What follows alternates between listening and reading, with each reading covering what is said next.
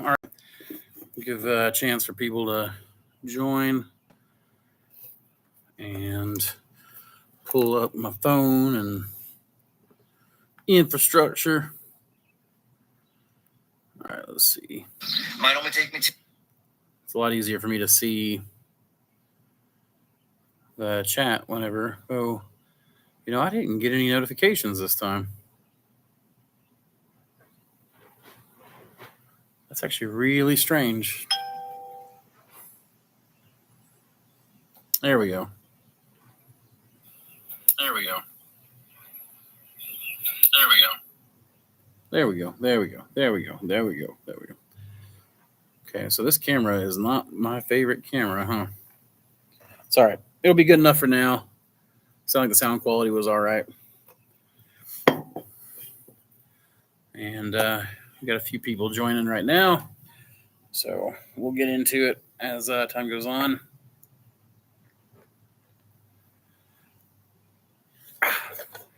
I am sunburned. Oh my goodness. Except that I'm actually at what I consider the worst stage of a sunburn. That being the peeling. I am peeling really bad. I don't know, you might be able to see some of the texture there, like especially against the tattoo, but whew, it is itchy. I would rather be in pain than be itchy. And I'm immensely itchy right now. Reminds me of that song. I think it's literally just called "Scratch My Back" by the Thunderbirds. I itch. Don't know how to. So I don't know how to scratch, or I don't know where it's at. So come on, baby, scratch my back. I know you can do it. So baby, get to it. Oh, you make me feel so good. Like that guy absolutely understood my relationship with my wife, in that the biggest sign of love I feel like she can ever give me is scratching my back. That's for sure. So now we're slowly getting there. I know it's an off day. It's a Sunday. And it kind of looks like the weather might be changing on me. So we may have a low volume kind of day, though it is steadily climbing. We'll get some where people are getting active in the chat, hopefully asking some questions, because I don't have any topics. And if you all don't ask questions, I won't have anything to talk about. So it may just be me silently sitting here smoking a cigar. Well, now we've actually gone down in people.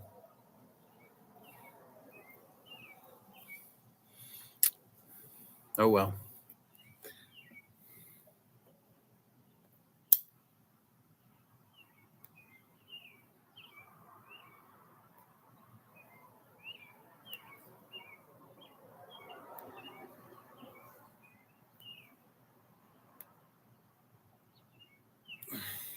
What's up, Phoebe? Well, hello. Since I don't have questions, you ask away. Ask all you want, or just chitter chat with me. We can talk all you want. Yeah, I can chat for a minute about selling dehydrated mushrooms. Let me think for just a second.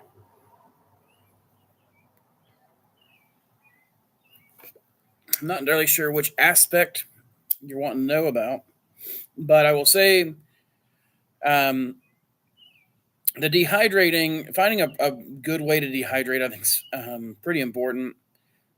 I prefer dehydration via heat compared to something like the freeze drying. The freeze drying, I don't know, it just, number one, it doesn't cook the mushrooms. So I've heard a lot of people getting like stomach upset and stuff if they just take capsules full of freeze-dried mushrooms versus the heat-treated. So I feel like that's the heat drying is better, but also I like the kind of toasted look that the mushrooms get, and I feel like it improves the flavor. So there's that. regulation wise, it's going to be state by state. That's pretty hard. Tennessee doesn't have much, but there's cottage food laws that you got to go through. Um, inspected facilities if you want to sell it online. Nutritional information if you want to, reach a broader audience. But if you want to sell it, just market. I think most states have some sort of cottage law where you can just sell your dehydrated mushrooms as long as they're, I think even powdered and stuff is okay as long as you follow certain rules. Again, check your state regulations. That's the big thing. I found that the market for dehydrated is pretty broad. Chefs will actually take some if you can get them the powders and stuff, soup thickeners and seasonings and seasoning salts and all kinds of stuff that people do. So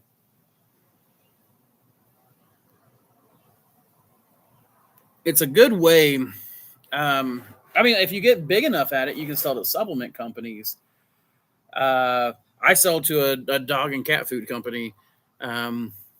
It's a specialty thing. It's not like a huge volume, but they make dog and cat food and they buy medicinal mushrooms and stuff to throw in there. So the temperature I dehydrate at is usually around, 120, 125, I think. I'd have to go check my my dehydrator notes. Smoke keeps blowing back in my face. But I like it. You want enough that you're going to be rendering the chitin down some, but not so much that you're destroying all the compounds that you're after, especially medicinally speaking. So, that's kind of the way to go. I feel like right there. Even from St. Crow. Well, hello, St. Crow, Eric.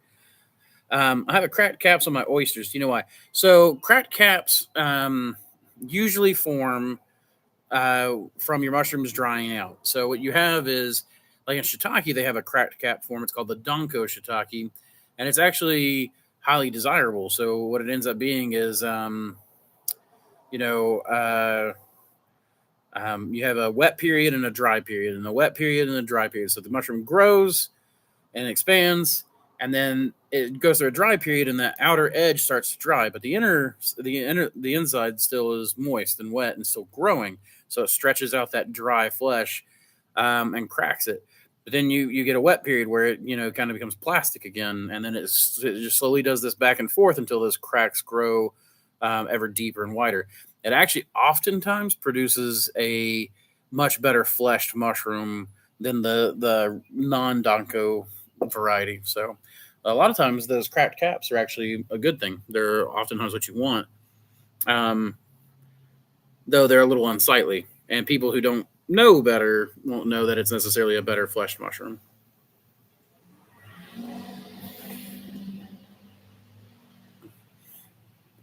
I'm out of wheat. I'm going to make some spawn with corn for this week. Any ideas on this? I've used corn.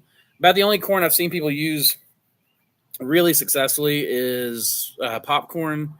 For the rest of it, I found like whole corn, like feed corn, to be a pretty poor spawn.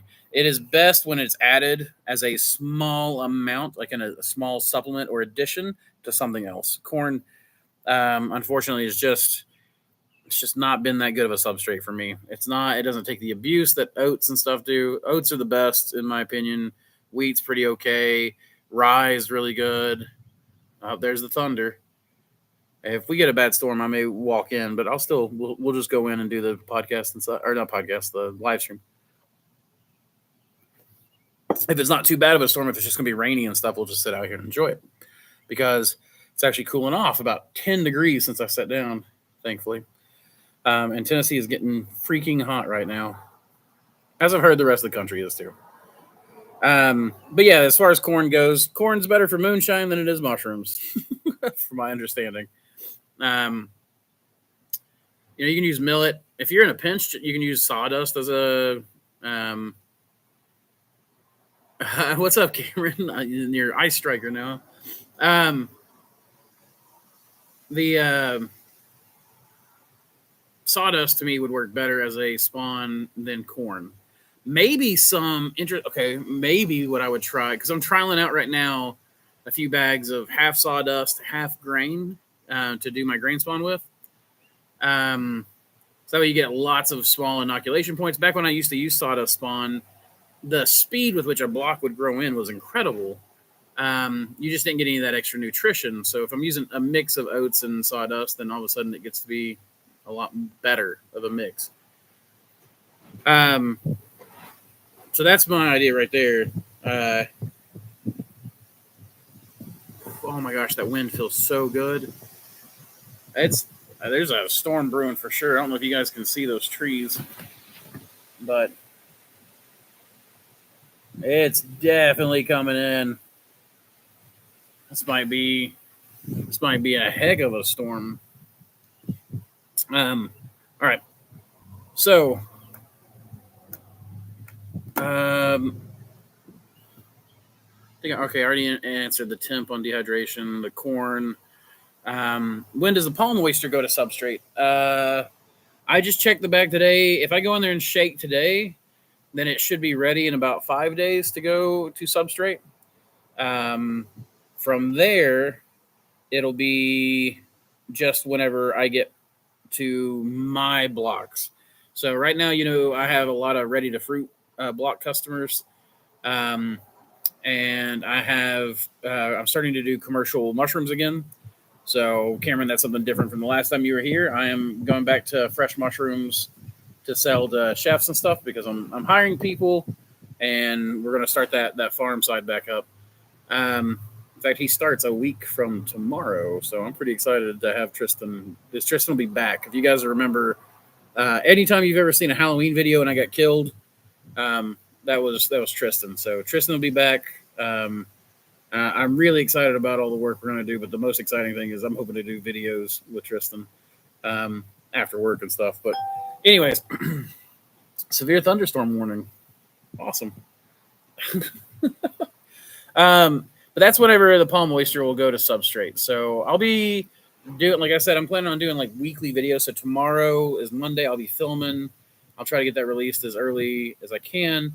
We're going to go back to topic specific stuff. Anytime I can do a bioprospector video, I will. We're going to do some how-tos. We're going to follow experimental stuff from each step by step every week. I'm just going to try to document the work that I'm doing. And that way you guys can see, I don't know. I just feel like that's going to be a good way to go. You'll get the bioprospector side, like I've been wanting to do, but then you're going to get all of the, you'll get to see the experiments come out live, like you'll see them step by step. There won't be much of a delay between when I see it and you guys see it. And I'm pretty excited about that. If that wind gets to be too much, you guys will please let me know. Otherwise, I'm going to sit out here and enjoy the storm. Have you tried maize, like the original corn popcorn? Well, that's what I'm saying. Like popcorn does great. I've not tried, any other type of popcorn other than popcorn, but popcorn does seem like it works really, really well. And I don't know if that's just because it's a firmer. They bred that to be a lot firmer for popping. So.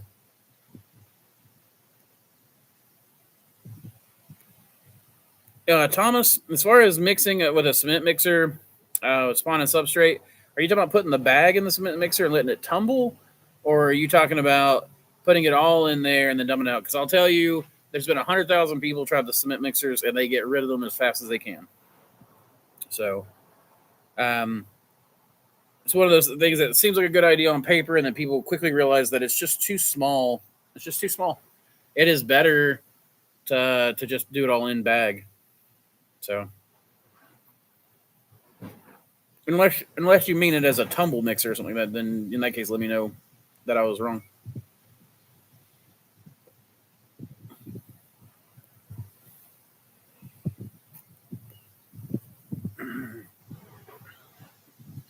Let's see. Sporadic growth, unintended pun, in my fruiting room. I'm pretty new to this. Could you please explain how to make all the bags fruit at the same time? I don't know. I've never had all my bags fruit at the exact same time. I mean, you can, like, you put the exact same amount of spawn into the exact same amount of substrate, and you do it all on the same day, and then you do it in the same day every day of the week. That so if you make your production days Monday, Wednesday, Friday, and then you keep your production days Monday, Wednesday, Friday, and then you have planting days Tuesday and Thursday, and you keep your planting days Tuesday and Thursday. But even then, like Samantha and I rarely ever like we would plant like half our crop the first of the week and then the other half of the crop at the end of the week so that we wouldn't get everything all at once. We much preferred rolling because we would have 2 delivery days, which were our harvest days. And those 2 delivery days allowed me to pick and sell stuff when it was as fresh could be. Um, and that worked out well for me. That means that we always had mushrooms, and we had 2 spikes typically, and then that was pretty much it. Like those 2 spikes would produce, and then we would have a little bit of mushrooms. We'd have seconds and thirds coming in, that kind of thing. So we just really worked it to where we had those delivery days coming out where let's see, our delivery days were Tuesday and they were Thursday. Wait a minute, maybe it was Tuesday and Friday. It's Tuesday and Friday. Sorry. So you would have Tuesday would be whatever grew in over the weekend plus Monday plus Tuesday. So we'd come in Monday, pick everything, put it in the fridge. Tuesday morning we would come in, pick everything, pull everything out of the fridge, and then take it.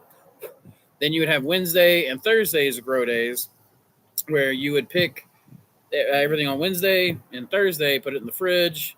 Friday morning you'd come in and you would pick. There usually wouldn't be much coming in on Wednesday because if it was going to come in on Wednesday, we would have picked it on Tuesday to just pick it a little early. So then we would come in, we would pick stuff on Thursday, put it in the fridge, and we'd come in Friday, pick that, and then we would take all that. And on Friday, we would strip the grow room. It didn't matter how big it was, really, unless it was pens, we would strip the whole grow room. That way we wouldn't have, anything to really worry about. Over the weekend, we could have our weekends back.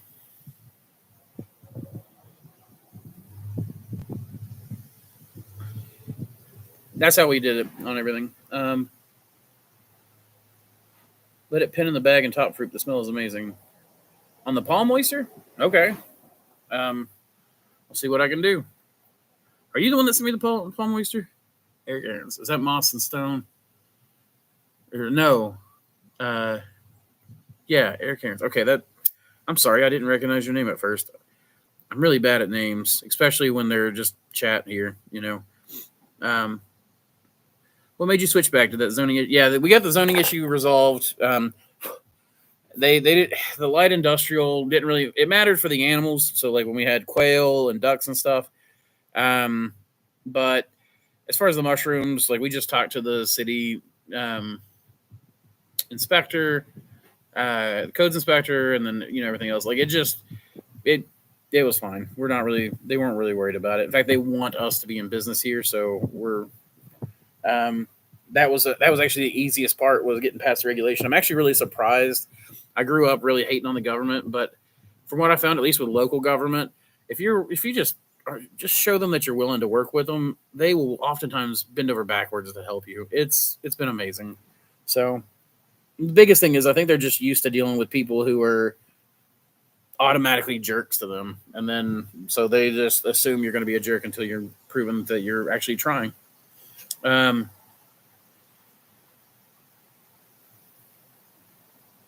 And then, Cameron, as far as that goes, I'm actually going to be reworking the online side of the business. You and I can talk privately about that. I'll go into it a little bit, for sure in the future. But we're going to be as the strain side of the company develops, and the strain bank develops. There is talk of slowing down and doing. A higher tier of service, but a slower amount of business on the online side. And with that comes the idea for the fresh mushrooms, which in it allows me to test a lot more. And getting my connections back with the chefs allows me to get their opinions again. And now that my health is good and I am, feeling a lot better, I'm fighting fit and I'm like ready for all this stuff. Um, it's sorry, my ADD kicked in when I saw the chat move. Um, is the wind bad? If the wind's bad, guys, let me know. The let me rethink about what I was saying. Mm, the fresh mushroom side. It's just going to allow me to do a lot more testing, get the opinion of the chefs. It was one of my strong suits as a strain company. I've come to realize, but also as I get employees, and again, there's so little work on the grow side that I can grow 1,000 pounds a week with maybe 25 man hours involved in it. So if I can do that, that's so little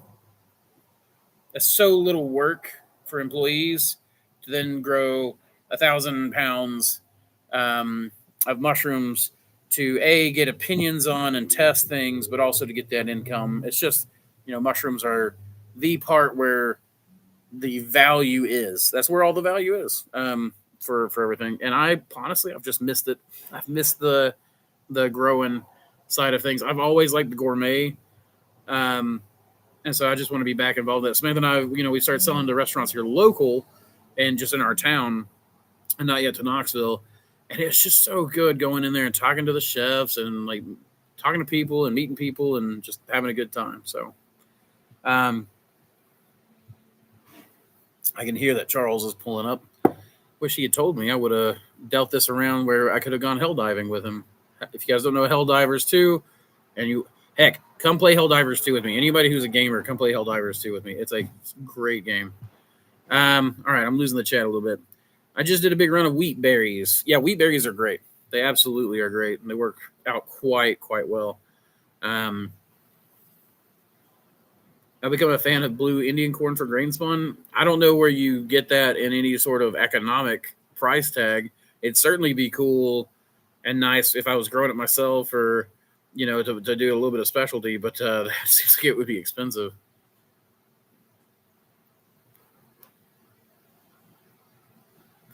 I was looking at using a cement mixer to help make spawn evenly through my substrate bags after inoculation. So you would inoculate it in the bag, and then you would throw the bag in the cement mixer to let it tumble. Is that right? Like you didn't really tell me how you're thinking about using it. If that's the case, I'll tell you that Man of War is about to have a bag shaker come out that's probably going to be cheaper than a cement mixer. Or even if it's the same price or even slightly more expensive, it would be a better shaker, better mixer. In fact, I've posted a little bit of it. In fact, in our shorts, you might check. I think the latest short is that.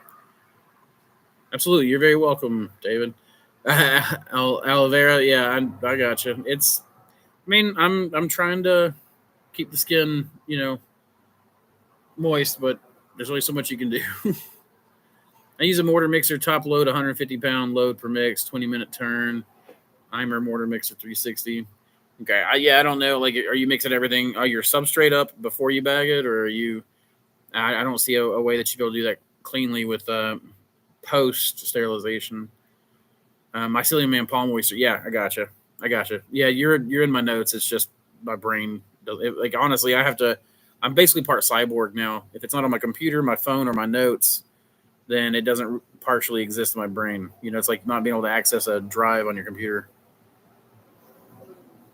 Had the biggest storm here in the Northeast, but it got so much hotter. Oh yeah. I'm hoping it's supposed to cool down this coming week after which kind of sucks because I'm working on a really hot weather mushroom that I just threw in the grow room, and it'd be nice if I could keep the hot weather to try it. Even though it will be personally nice to not have it be so terribly hot.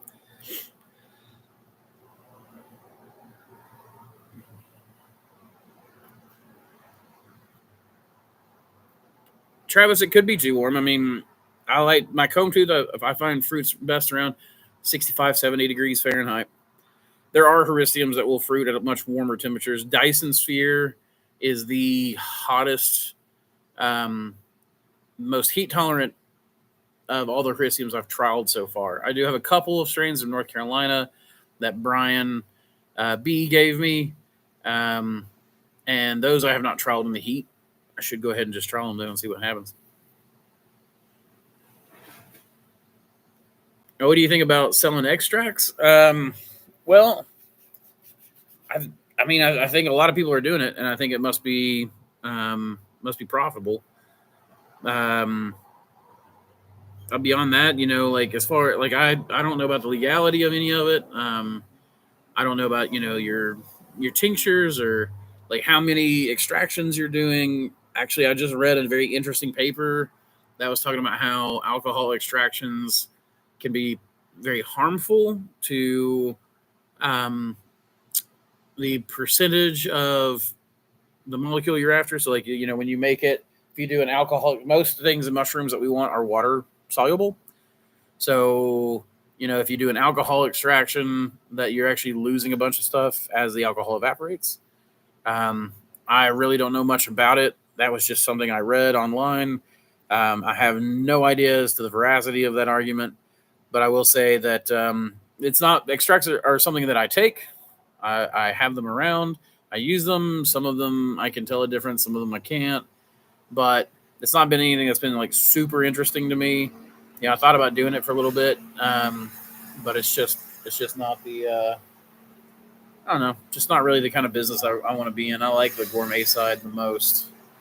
Um, to me that's the big thing is I like that for sure. Um, I don't think it's a bad idea though. I mean, a lot of people will do it. So I'm like 90% set up in the warehouse with Dumbo. Awesome. It's been long hours the past 3 weeks, but finally my workload is starting to decrease.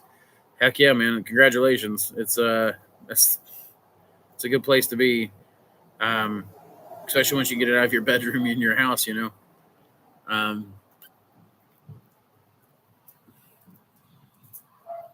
yeah, I mean, there's a lot of people that are wholesalers, resellers that you can go and sell them to. If you think about it, it's actually not that difficult to sell 1,000 pounds of mushrooms a week.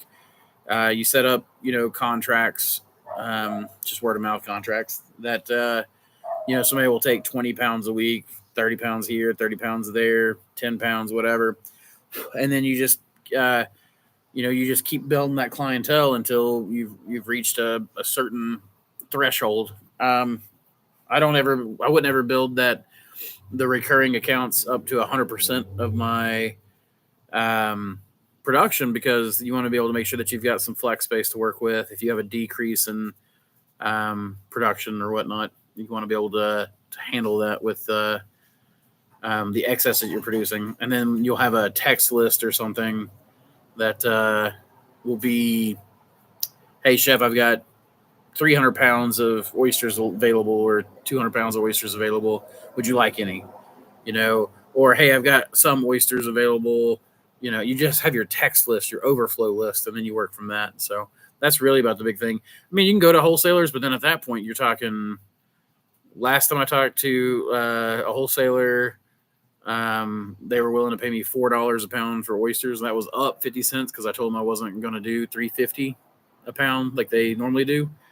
Um, and I would sell to wholesalers if I needed to, at $4 a pound. Um, but then you're competing with yourself. If you're selling to directly to restaurants, then you can sell for $8 a pound. But then if you get, you're selling them to to a whole to a wholesaler, and he's selling in the same area as you. Now you're competing with whatever price he wants. And as those mushrooms get older in his fridge, he's going to decrease the price rather than try to lose that value. So then now he's selling it for $7, hoping to recoup $3 in profit. And he's happy with that because he's selling 15 other things like that, and you're trying desperately to now sell your $8 a pound mushrooms. In fact, I never lowered my price. I'd let mushrooms go bad, I'd throw them away before I would lower my price, because what you then do is you're training your chefs that you're going to go lower in price. So you just find a price that's good for you, and you stick to it. I mean, obviously, if you're not selling to anyone, then you might rethink your prices or your quality or anything like that. But um, But that's how I sell 1,000 pounds a week. Is I'm gonna have to rebuild it. I'm gonna have to rebuild the whole thing. I've been out of it for a couple of years, so some of my chefs aren't in business anymore. Some of my chefs have more restaurants than they had before. Some of those guys, the phone numbers I've got don't even work anymore. I'm gonna have to go find their new phone numbers and stuff. Or there's new chefs I've never even met, new restaurants. That whole thing is just thankfully, Samantha, that's so much easier to rebuild. Plus, I'm not planning on just doing oysters. I'm planning on really working into the specialties market, which means that I don't have to worry too much about competing with Josiah and other guys in Knoxville because, I'll be selling the milky mushroom and a gnocchi. Like fall comes and I'll be growing, 212-pound blocks a week of gnocchi, that kind of thing. It's not going to be stuff that I have to worry too much about. It's stuff I already know how to grow and I know how to grow well. But I'll be able to grow it cheaper than anybody else, and they can continue with the oysters, and then I'm not having to worry about compete. And I can't tell if I'm itchy or if I've got a mosquito on me. It's driving me crazy. So, anyways, but assume it's some kind of mushroom fulfillment contract. I don't think too far ahead though. I mean, it just depends. Like some of them require contracts. Some of them will just take what you can get, or if you bring them 300 pounds, and I say I'll take 150. There's different ways of working it. There are people who work with wholesalers successfully. I knew quite a few of them. It's just not. I don't know. To me, I like being able to work slow and get more of the value myself. It doesn't hurt me to drive a couple hours. I listen to an audiobook, I drive for a couple hours, and then I make 50% more than what I would have made otherwise. Or 100% more, 100% more, because if I'm making $4 and then I make $8, that's 100% more. So I make 100% more for just 2 more hours of work a week. Because really, once you have those chefs dialed in on their recurring weekly deliveries, it's all hands off. You walk in, you put the box down, hand the invoice off, walk away. They mail you a check. You're done. I mean, no more work. Anyways, that's it. Dual extract then.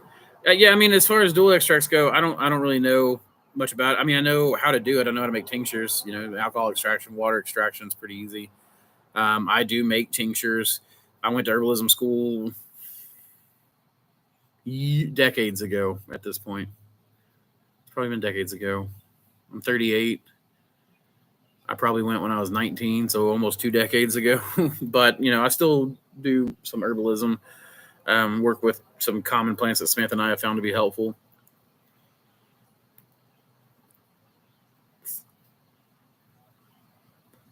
My only issue at the moment is with my elm oysters. I have 6.5 by 6.5 foot grow tents with my 6-inch fan for exhaust. Exhaust is on all the time, but my elm oysters are leggier than I like.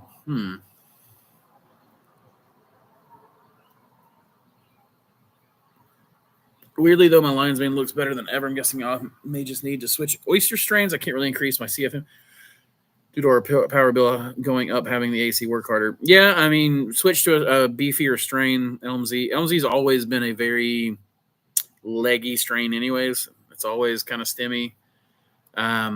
It's gonna reach a lot. Lion's mane, Hericiums, I will say, oftentimes do better in lower fresh air than oysters do. That's just a part of it. And there are oyster strains that will produce less cap. So anything that's really Austriatus will produce less cap. I mean, will produce less stem to cap. Then that's not true for everything. There are strains that will produce a lot more stem. King Blue will produce a lot of stem, but it ends up being good quality tissue. Eating wise. So there's that. Can I help you? Oh, you're on a live stream?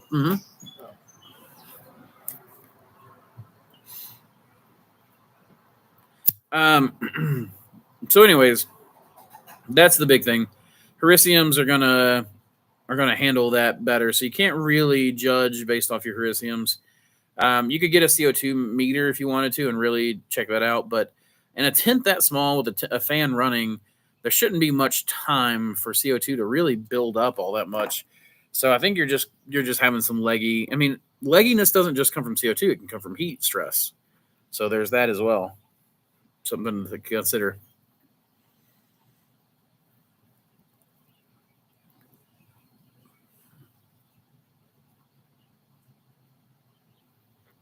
Yeah, Americanum. Well, like if you're hitting 80, you need to start working into the tropical mushrooms. So pinks, golds, most hericiums aren't going to do super well at that heat, I don't think. Some of the varieties I've got are very heat tolerant, like saber tooth, fractal, Dyson sphere, stuff like that. But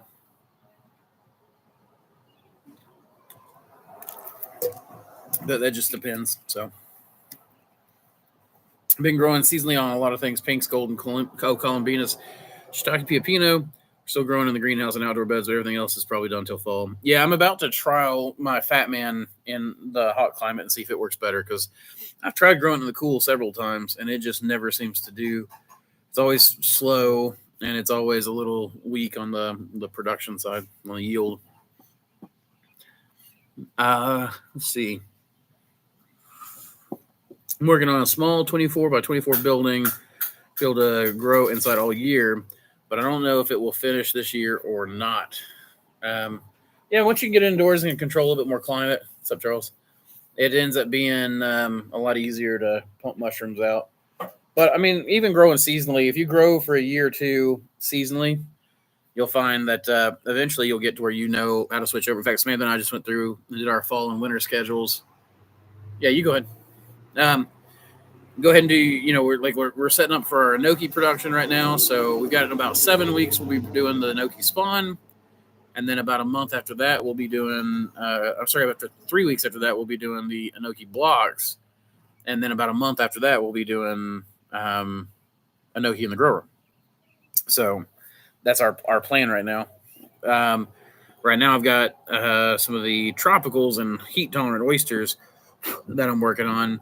Like I said, I'm doing the Fat Man as well. I'm about to put that in a 90-degree incubator and see if that does well.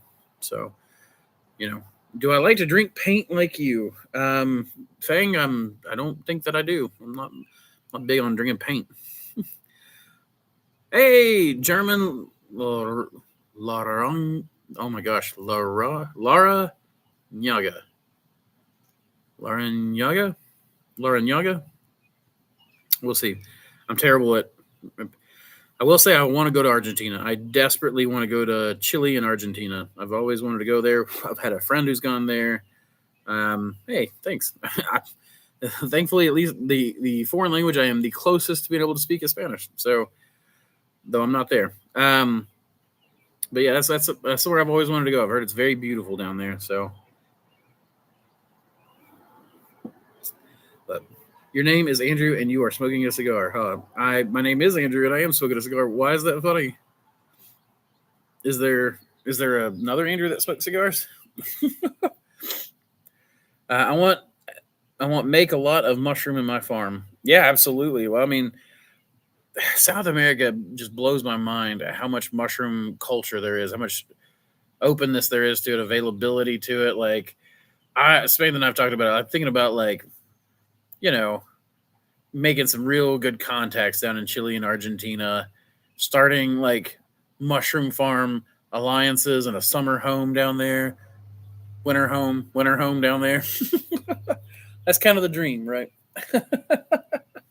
But we have our warehouse at 67 degrees, so heat is no issue. Okay, I do have your watercolor coming in, by the way. It's looking good, and I'll send you a pic later. Yes, please. Love that watercolor. I post it on Instagram for me.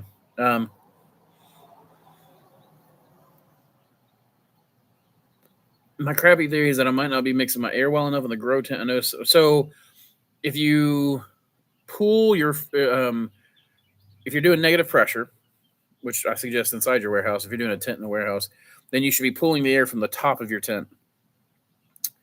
Um, and that way your air will mix naturally on the way up. Um, if you're already doing that, then I'm not sure. 6x5, 6x5 shouldn't be a lot of space to have to mix. But maybe I'd have to see the vents and stuff to see how they were. The watercolor oysters don't seem too leggy in the spot they're in. Well, watercolor oysters, I will say, are bred from two very cappy mushrooms, and it is they have thicker stems, but they're better quality tissue stems, and it's usually a pretty big, thick cap. I've noticed when it gets warmer, the watercolor oftentimes will create fewer mushrooms but larger mushrooms, and then as it gets cooler, it'll go back to producing a lot more mushrooms that are smaller in nature, but they'll still have those teeth and stuff as well. Um, Several stores near me are telling me that they have oyster lines main suppliers already, and they're looking for different types. In your opinion, what are the next easiest mushrooms to pump out? Okay, so you have oysters and lion's mane already. Well, the truth is that you can go through and grow other types of oysters that are bred for different things. So if they're just getting like a standard oyster, then you grow something that's just wildly different as far as an oyster goes. So I mean, you have stuff like Pleurotus cornucopiae, which would be something like our house mountain oyster, which is very, very stemmy. We call it the enoki of oysters because it grows these very long, thin stems and a ton of them, right? Or you grow something that's got a gigantic cap, big, thick stems. So you've got like stuff like King Blue, which is different than most normal oysters. I mean, honestly, at that point, you can just make up a name for the oyster, unless it's already got one of my names. But you just sell them that. Like, you don't even have to tell them it's an oyster necessarily. If it looks different, maybe they want some golds. If they want golden oysters and they don't have golden oysters, that would be a nice pop of color that still has a good shelf life. And you sell it to the produce department. The produce department will then break that down into smaller packages, or they'll put it in a bowl. Really, golden oysters should be handled by the produce department, in my opinion. If you get a large bin, it's so fragile that it'll fall apart. Enoki's a pretty easy one if you can handle your temperatures right, especially golden enoki's. There are easier strains to grow than there used to be. So you have the Appalachian Gold. He sells a strain called Velvet Foot Enoki. That's a good one. We have our Appalachian Enoki, which, in my opinion, is the best strain out there. It certainly is the most heat tolerant I've come across. But then you have just regular golden oysters. You have white. I mean, not golden oysters. Regular golden enoki. You have white enoki, which is like the commercial variety that would typically be grown in places like Japan, Korea, etc. So those are pretty easy. Piopinos are pretty easy. Chestnuts. Though I don't know that a grocery store might want to do with chestnuts unless you pick them young. So that's going to lower your yield somewhat. But then again, that is a mushroom that's got a very good, very high quality in the kitchen. So, do what? Oh, yeah, that's kind of what I would think is that you've got piopinos, you've got chestnuts, you've got enokis. Those are all three fairly easy to grow. You got shiitake, which is fairly easy to grow. So, those would be like the next step before you would get to maitake, I think. Though I don't even think maitake is necessarily all that difficult anymore. You got people like T.R. Davis and Jordan Gent, I think, who have been kind of spearheading the maitake cultivation. So, yeah, that's you've got that. Maitake is a very high value mushroom, though I would say that it's not the easiest mushroom. So you got, like I said, the next step would be, in my opinion, enokis, king oysters. If they don't have king oysters, that's a very different oyster. And king oysters are just as easy to grow as oysters. You got the black pearl, which in my opinion is great when it grows right, but you need a very young, fresh, vigorous culture, and not everybody sells a young, fresh, vigorous culture. I thankfully happen to have an old cell line that's probably closer to when it was imported than anyone has, other than I can think of maybe two other people that might have one that's either fresher than mine, and that's a maybe, and that's only because they were involved in the importation. I don't know if they kept up with it or not. But you're seeing a lot of people that are selling lines like that are obviously showing strain destabilization.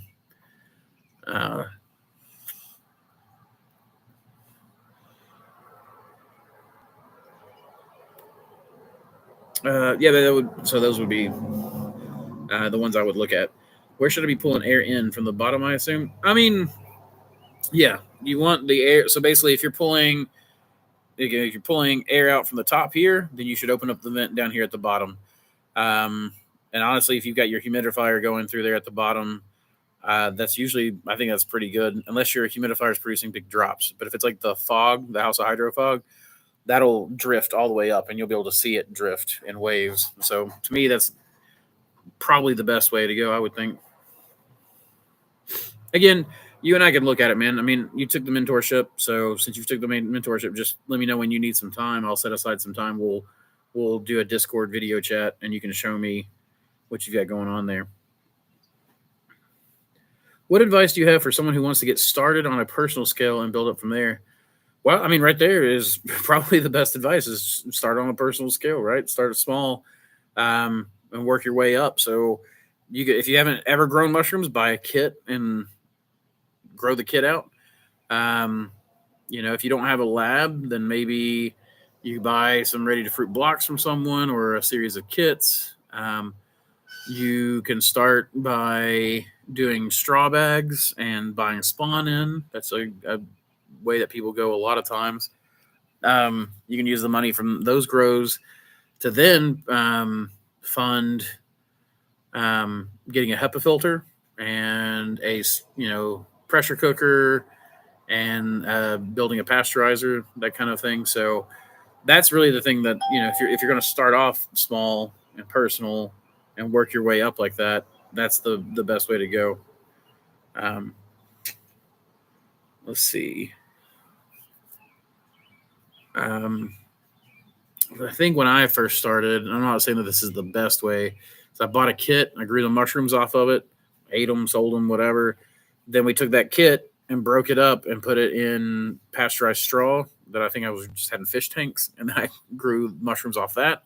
Honestly, you don't want to necessarily do that, because if you grow the mushrooms off of it first and use that as spawn, then that block is dirty and it's not going to hold up all that well. So, buying some spawn or some sawdust spawn, and then adding that to your straw, or even pasteurized blocks, if you can make pasteurized blocks. You don't necessarily have to have a HEPA filter to do that, but it certainly helps. Are spores concerned enough to warrant a dedicated space if only growing like 1 to 3 pound blocks? I mean, it kind of depends on where you're growing it, but yes, it would be. Spores are a concern. Even a kit will produce millions upon millions, potentially billions of spores, depending on how big the flush is and how long you let it sit. People are often surprised by, when they're fruiting their kit on their kitchen table, that they let it go one day or a few hours too long, and now their table and everything around it's coated in this thick white dust. And that's spores. So the thing, especially about spores, is that, we can breathe in a certain moderate amount of them, and we do on a breathly basis. Every breath we take, we breathe in some amount of spores, bacterial endospores, dust, pollen, etc. But, it's one of those things when you're talking about, cure versus poison or medicine versus poison, it's a dosage thing. Billions of spores ends up being an overload on the system. And oyster mushroom spores in particular they're one of the most caustic things I think I've ever come across. They degrade metal equipment like crazy, plastic, etc. There's nothing that I have found that really can stand up to the awful power that is oyster mushroom spores. But eventually, if you some people will get sick right away, and then some people don't get sick at all. It took me a couple of years before I started getting sick off spores, and getting the spore flu. But now that I've gotten it, I am sensitive to it and have been for years. Ben, when he started, he was immediately sensitive to the spores and couldn't be in there. I have never had a reaction because I've always worn a mask. And Charles has never had a reaction because he wears a mask. He's always worn a mask. And Samantha, even when nobody else is wearing a mask next to me. That's right. He said even whenever no one else is wearing a mask next to him. That's something that we've always had trouble with, is getting our employees to wear masks. Charles, being a partner, I think saw it over the years and saw how dangerous it was. I've done other jobs that had obvious PPE, so it's just like Yeah, PPE is a wonderful thing. Well, and that's so the caution has paid off for him, which for Ben, again, there was no chance for him whatsoever. And Hericium spores are somehow worse. But yeah, even a small amount, like if you're putting it in your living area, if like if you don't care about the area, I guess that's one thing. But if you've got people in the area, then yeah, it absolutely matters. You want those spores being blown outside, something like that. So, can you reinvigorate a culture? I can. It's it depends. It depends on the culture. It depends on the skill of the grower. There's a lot of things that matter on that. It depends on what you mean by reinvigorate. So, if a culture is too badly contaminated, sometimes there's no coming back from that. If you're talking about like where I was talking about the BPK is destabilizing, I don't know how, because that right there, that mushroom is an actual hybrid. And my understanding is that hybrid strains tend to be fairly unstable in general, and will try to revert to one side or the other, which is what you're seeing with the BPK, is that sometimes it'll produce like it's supposed to, and then sometimes it goes back to producing more like a regular oyster. Let's see. If you're talking about reinvigorating something because it has been stretched out for so long that it's starting to develop enzyme blindness, you can. The problem with that, though, is that oftentimes that culture will never come back to its full glory. It's kind of like if someone gets really diabetic, right? And then all of a sudden they start caring for their diet and their exercise, and all of a sudden, they've got to the point where they don't have to be on insulin anymore because they're managing it all really well. But can they throw back a 2 liter of soda like they used to be able to, and a whole pizza? No, they can't do that. They're forever having to be careful and be carefully managed. So it depends on what you mean by reinvigorate, and how much you. The best thing to do is honestly keep a young culture in slant, one that has not been expanded to the point that it's had so many cell replications, because that's really how mushrooms age. Is more of a. I mean, that's how we age too, but I'm getting off in the weeds. So Falcor, so happy to see you stream. Do what? They do for us, but they don't for mushrooms. So, so happy to see a stream. Love the iteration and attention you give to the community. Your work is so inspiring. Thank you, Falcor. I really appreciate that. Okay, I'll DM you in a few days to see about scheduling a vid chat. I'll also finally be starting my culture work. Got my petri dishes and culture slants in. Excellent. Let me know how that goes. And I'll be flushing out my spreadsheet even more for tracking my operation now that I'll need to track my slants and dishes. Oh, speaking of that, so I have started using Obsidian, like you showed me, Cameron, and it's been great for drawing out like family trees for the breeding programs, and even for future crosses that I want to do and pathways I want to go. But I just came across this AI called Julius AI. You should check out Julius AI. That thing has been amazing, and it will absolutely integrate into spreadsheets. You tell it what spreadsheet program you're using, and it will write the program for you. Then you download it, and then you upload it to your sheets. You can do Google Sheets or what's the other one? Excel. Thank you, Charles. So check out Julius AI. It's really cool. Could you explain the purpose of the filter patch for both substrate and spawn bags? Is it bringing in air and exhaling carbon dioxide? The filter patch is to allow gas exchange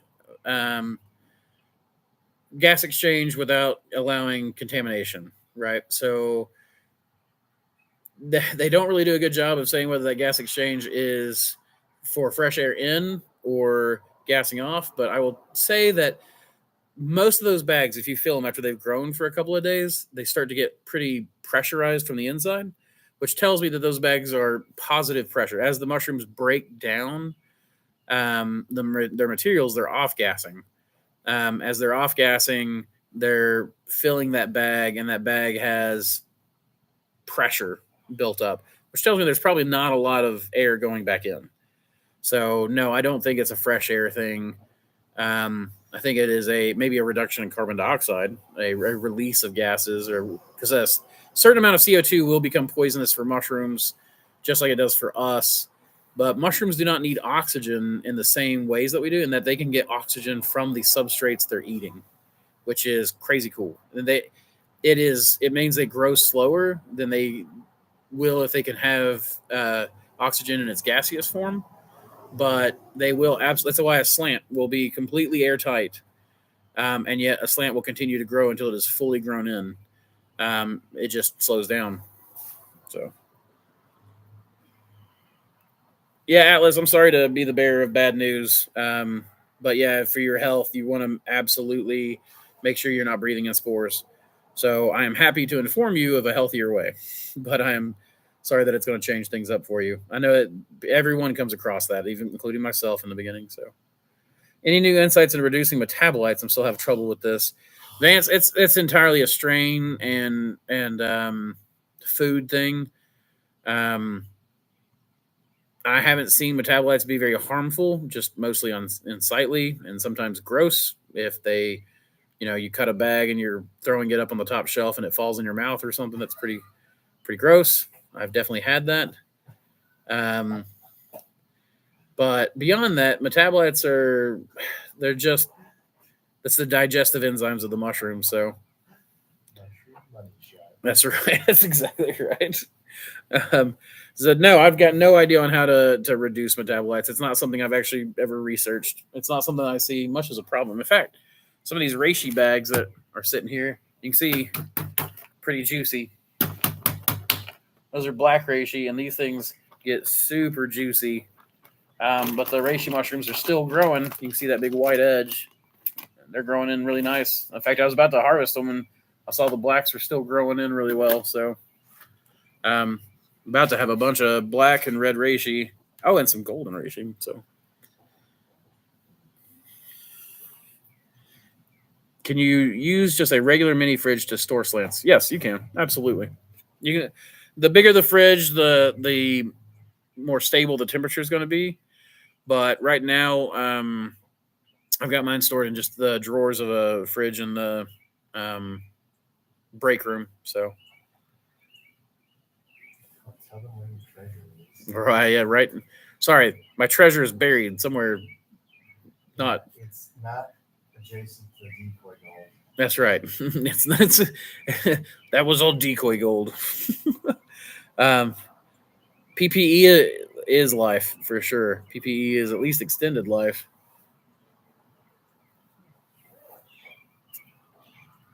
Falcor, just to give you an example, I know you asked about the mini fridge there. I have slants that I store that are tropical varieties that I store out just in room temperature. And I've got them that are 2 or 3 years old. I pulled them out just the other day and expanded them, and they started growing in just fine. So, it's really just about getting it into the slant. That'll buy you 2 or 3 years right there.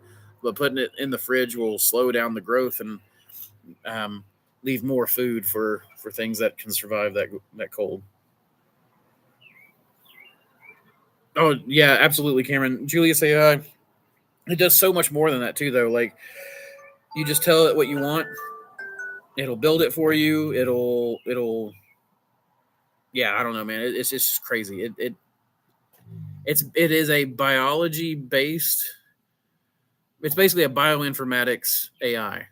So it'll help you with the biology side and with the technology side. So, have 5 beautiful 2-liter LCs, but kind of stuck with the spore issue. Sounds like spores are only a problem if I let the fruiting too long, though.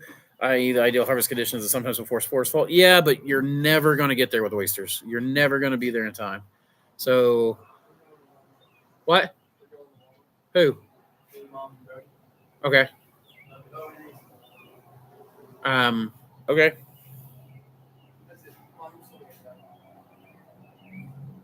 Okay. Well, for what though? Excuse me, guys. No. Why are you guys going to Wally World? Okay. Okay. Love y'all. Be good. I did eat a bag of his chips.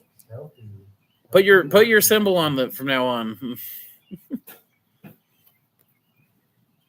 Swamp water. It's not swamp water. That's good old reishi metabolite right there. But that's the way to do it. You know, you let them grow, and then you let them produce all those metabolites, and then they grow that swamp water looking. But reishi don't seem to mind it. In fact, I've noticed that reishi almost always grows near a wet environment. It's where we always find them in the wild. It's always near a water source. Yeah, and that's growing. Yeah, it's absolutely growing. That's reishi. You can always tell it's growing by the white edge. The white edge is the live edge. You can see how flexible it is. It's still growing. It's just kind of ugly right now because you can't see the beautiful like beetle shell of the inside there.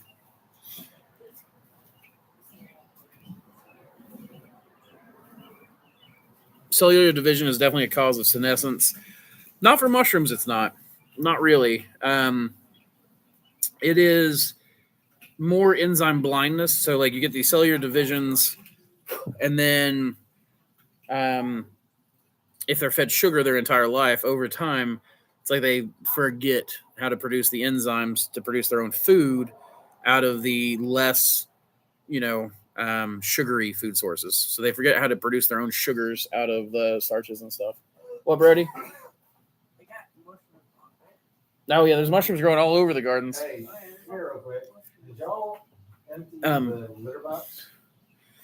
So it's not necessarily cell divisions itself; it's cell divisions with the food source because mushrooms don't shorten their telomeres like we do. That's why you can have like a 2,000-year-old mushroom mycelium mat out in the Pacific Northwest because it doesn't age the way we animals do, or even plants. Though I think the oldest organism is a plant. It's because they're aliens. That's right. I go back to spore on a lot of cultures as well. It's exciting. So I absolutely love that, going back to spore. The problem with going back to spore, of course, is that especially in a strain like if you have an outcross strain, then that's not been bred to itself a few times, a few generations to basically weed out. Like there's a reason why golden teacher spores will produce golden teacher mushrooms. It's because they have been self-bred for so long that they really no longer can produce anything else necessarily unless there's mutation or whatever. Huh? Lower variability, exactly. And so when you produce an outcross, though, it's kind of like when you produce an outcross of two plants. You have the F1, and if you take two varieties and you cross those together, you'll routinely get this whatever hybrid tomato. It's not a true hybrid. The language is slightly shifted from typical breeder language, but it's not a hybrid in the evolutionary sense. It's a hybrid in the agricultural sense. So if you do the same thing with mushrooms, when you have your F2 generation, all of a sudden you see a wide variability in offspring because there's a greater genetic variability there. So, is it phenotypic? Yeah. Yeah. Well, phenotype would be a phenotype is a genotype meets the environment. So phenotype is how you look, but a phenotype can also include scars that are there from the environment, but aren't a lasting impression on the genotype.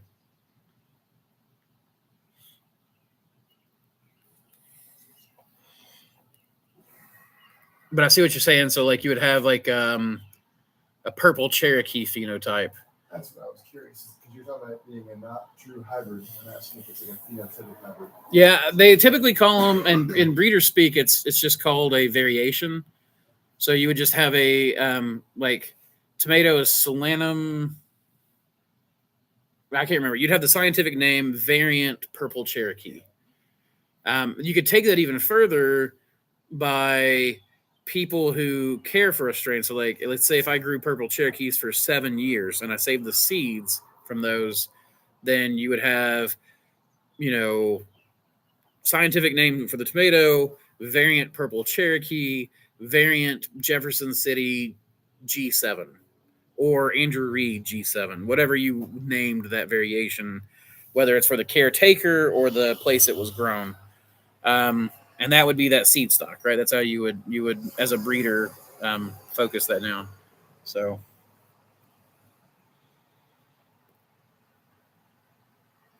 with mushrooms, we don't have to take care in breeding our lines pure though, because we grow everything clonally, right? So it only matters if we're going spore to spore and you're selling spores or you're spreading spores, which is why they do it the way they do it in the cubensis industry, right? Is that they need golden teacher to produce golden teacher, so they go through and they purify the lines for generations.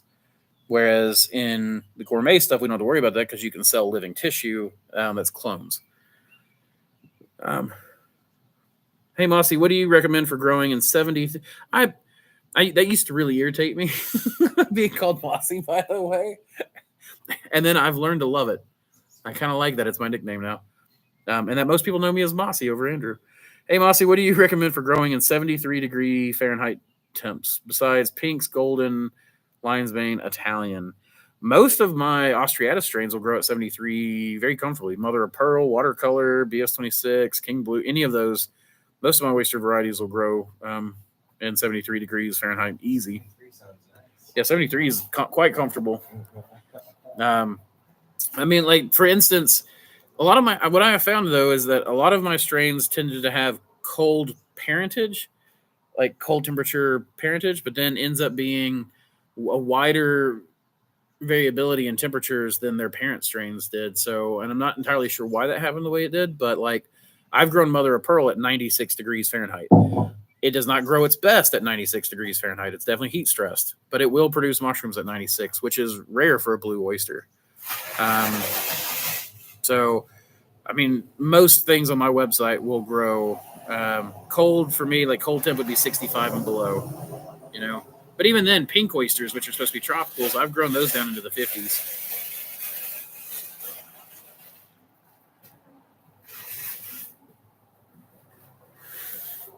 I have to chat with you about a thing. Okay, well, we should do that, Eric. I know I've not had much time lately. Bristlecone pine Methuselah. Bristlecone pine in the White Mountains of California stands at the ripe old age of about 5,000, making it the oldest known non-cloned living organism on Earth. Interesting. I was thinking that it was a Joshua tree. No? They're right. Okay. Yeah, the bristlecones are the oldest. Bristlecones are the oldest? Charles is part tree himself, so, you know. But yeah, that's Was that a question or a statement? The part tree? No, the question about the bristlecone. Oh no, I think he looked it up as I was speaking about earlier about the mushroom mat being 2,000 years old. Oh, there's a I don't know. There's a couple of really old mushrooms. There's a couple of the person was talking about non-clonal. There's some aspen trees that reproduce clonally that are really, really old. Okay. There's a bunch of different things because the oldest organism kind of depends on how you slice the word oldest. How you again, it's the answer is always it depends. That's what I found for everything. Yeah, they're right about the bristlecones are some of the oldest single discrete individuals. Well, now see, that's very interesting. They look alive. Right. They look dead, but there is a little bit of. Oh, is that the ones I've seen that are kind of like twisted over? And it's like a tiny little sprig of growth on it. Be like a big old yellow remnant, right? And a tiny little branch. Interesting. See how our cedars grow. Yeah. The cedars grow, and they don't ever restore damaged tissue. They just keep growing. Right. So you'll see a cedar that's gnarly as hell, but it's got like a little sprig of green on it. Very similar biology. Gotcha. That's cool. Can they hear me, or are they just listening to you? I don't know if they can hear you or not. I assume they can. This picked up pretty well, but it depends on how directional it is. I was wondering if it's really boring for them to listen to you listening to me and they can't hear. Where all they're hearing is yeah. Let's see. So I will say can you talk about isolating monocaryons from lion's mane? Thanks. Yeah. Let me think for a second.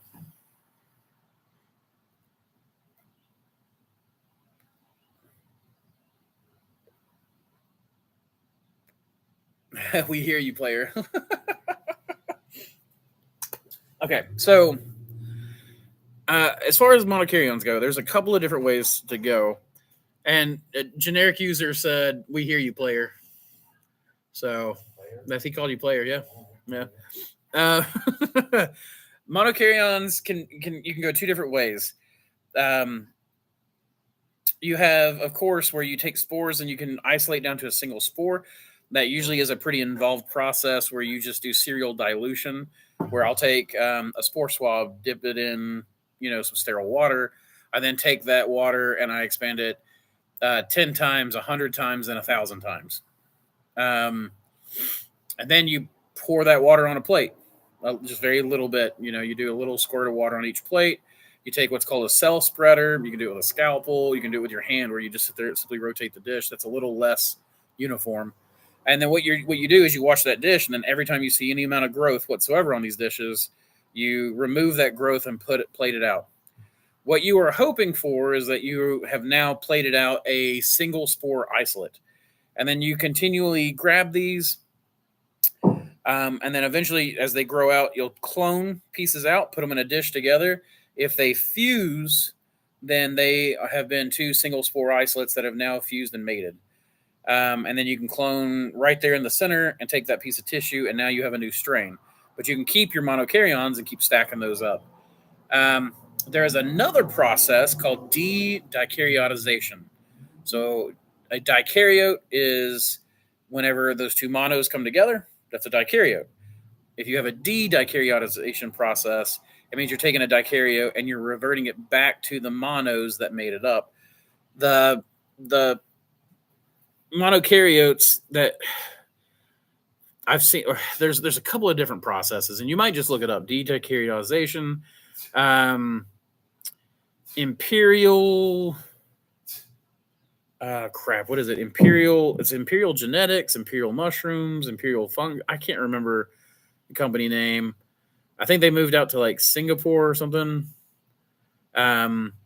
Main Cap and Stem does a Myco Wizards episode with him. I think his name's Julian.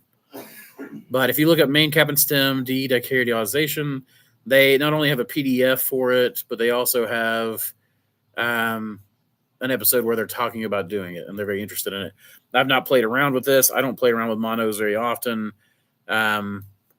So it's a process. It's a very involved process.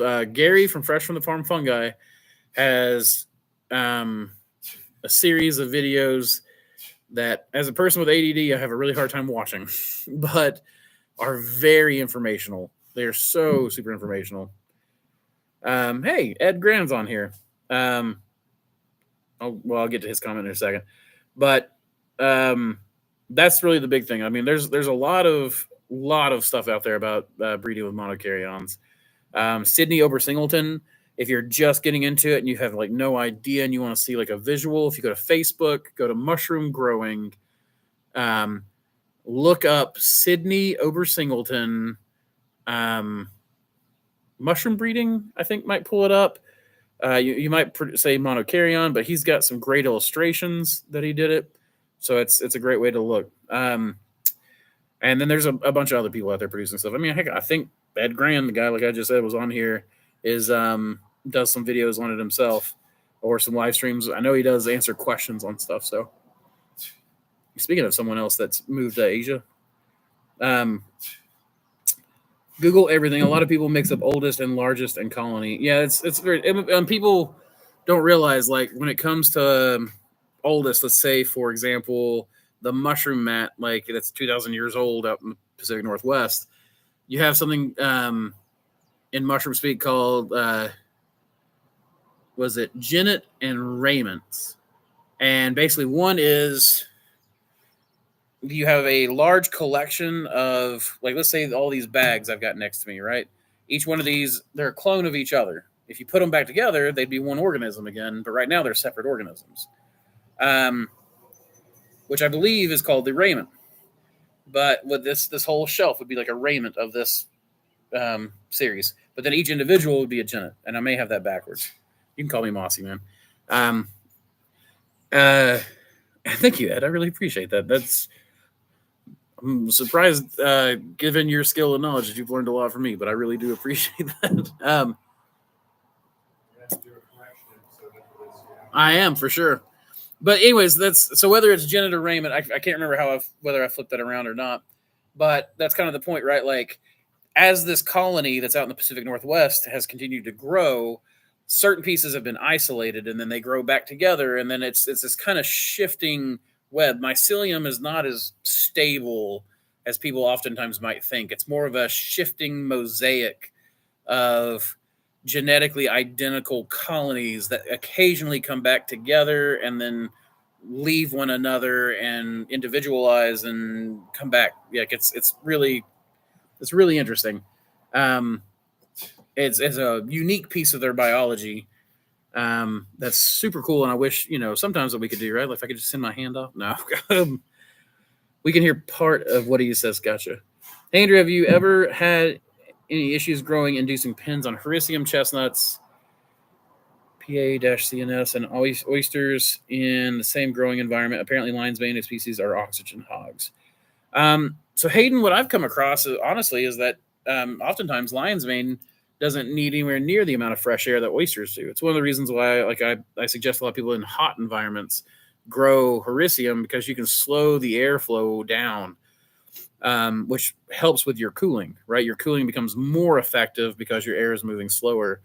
But no, I've never really had. Usually, it's pretty easy to find a balance between Hericium, chestnuts, and oysters. I've not really found it to be too big. So, like, let's see, my room's an 11 by 12 by 10. I have a single fan that does about 800 CFM on it. There's a 90-degree bend at it at one point, which halves that flow to about 400 CFM. And I end up not having really any legginess or issues or anything from the chestnuts or whatnot. So let's see. Ed says, you all should check out long-term water storage in sterile water. Works fantastic and has been around for a long time. Searches. Ed, I appreciate that. Like, I've had a lot of people tell me about that, but the only guy that I ever knew personally who did that ended up not having any of his collection come back. And I'm not sure. That's one of the reasons why I stayed away from it, was because of his I mean, to be fair, I mean, he was fairly new at mycology still. So I don't really know anything about it. I know Joshua McGinnis from Everyman Bio stores molds, cultures, all kinds of stuff. In fact, he sent me a package full of sterile water cultures. And yeah, that ended up being, I think he said that ended up being really effective for him. And he's had stuff that's been stored for years and worked out well. So I'll have to look into it. I've just found slants to be very reliable, so I've just kind of gone with them. But yeah, I've not had enough of an issue with slants to move to something new. But let's see, preservation of fungi in water. Castellani, 20 years, June 1989, Mycologeum 106. Yeah, just copy and paste that in Google. You guys will find it. And Ed, I appreciate you listening to me. Actually, someone put you on my radar recently, and so I've started, when I go in the lab, occasionally pulling up one of your live streams, listening. I actually heard you mention me the other day, which was flattering, so thank you. Top fruiting blue oyster bags. I've seen people do it a lot. I don't like to top fruit oysters very much. There are some some species that I really like to top fruit, but as far as oysters go, I always prefer to side fruit. I feel like you get a lot less stem and a lot more cap doing the side fruiting. I've had a lot of people, say that they don't, but if you think about it, the center of your rosette when you're growing top fruiting is going to be a few inches above the bag, and the only way to get that cap a few inches above the bag is by its stipe, its a stem, or that you have a core that grows, right, and that'll lift, and they'll have a little stem and then a cap. Either way, that's stem tissue of one type or another, and that's, I prefer to get as much cap as possible. So when you have a block growing, it's basically like a tiny little stem and then just all cap. for the most part, unless you're growing some like golds, which almost always grow some sort of core, no matter what you do. That said, I know a lot of people who grow commercially that top fruit. So I think it's really at this point, top fruit versus side fruit is all a matter of personal preference. It's up to the farmer. Side fruiting, we ran numbers. Side fruiting ended up being the best way for us to stack the most amount of biomass in our grow room. So we went with that as well. Yeah, look at it ecologically. If we have grow space constraints that they're working within, then do the math. Yep. Do the geometry of your grow space. That's I call. Let's say you got like a cat or something like that. Yep. Well, there are people who have more vertical space that'll top fruit by having like shelves that go up bigger. That's another thing, is that your shelves have to be taller. And he was saying just like do it like ecologically, which I use that term quite a bit, like basically industrial ecology, right? You're in an industrial setup and you want to see how all the pieces of your environment fit together, just like an ecologist would. So what temp do you keep your slants? Mine are just at refrigerated temperatures, though I have plenty of them that are tropical varieties that I don't refrigerate. I just leave at room temperature, and I might have those in there for 2 or 3 years, like I was saying earlier. I've had a couple now that I just trialed that were 5 years old at room temperature and grew out really well. So absolutely, Gibson. I'm happy to answer. I had several bad fridge incidents where all my slants froze, water storage could be held at room temperature for decades. The electric in Thailand is very unpredictable sometimes. Ouch, that would be, oh my gosh, if I lost my library, that would be heartbreaking. I might have a stroke or a heart attack or something if I had that much stress. It's crazy because a lot of people don't realize if you're just buying spawn and stuff in, but like eventually as people start to develop these libraries, your library becomes like your most important asset. If my farm burned down, I could replace every part of that except my library, except for what parts of my library are stored offsite, which I used to be really, really good about having 3 different places where my library was stored, but now I do so much work. Most of it's stored here. So I do need to get some backups made. That's true. You're absolutely right about that. Don't worry, I'll have that changed before you guys can do anything about it. Do what? Decoy gold. That's right. I'll have my decoy gold out before anybody can do anything about it. But yeah, I mean that's that. My decoy strains. That's actually, Ed, one of the reasons why every strain I have, I spore print. So every time I do a test grow, I spore print it. It's not the same as having the strain, but at least I'll have those genetics that I've worked down the line, Yeah, it is bright here. It's really, well, I mean, the computer is not doing such a good job because it's focusing on my face, but it is still fairly bright here. That's exactly what it is. It's the backlit.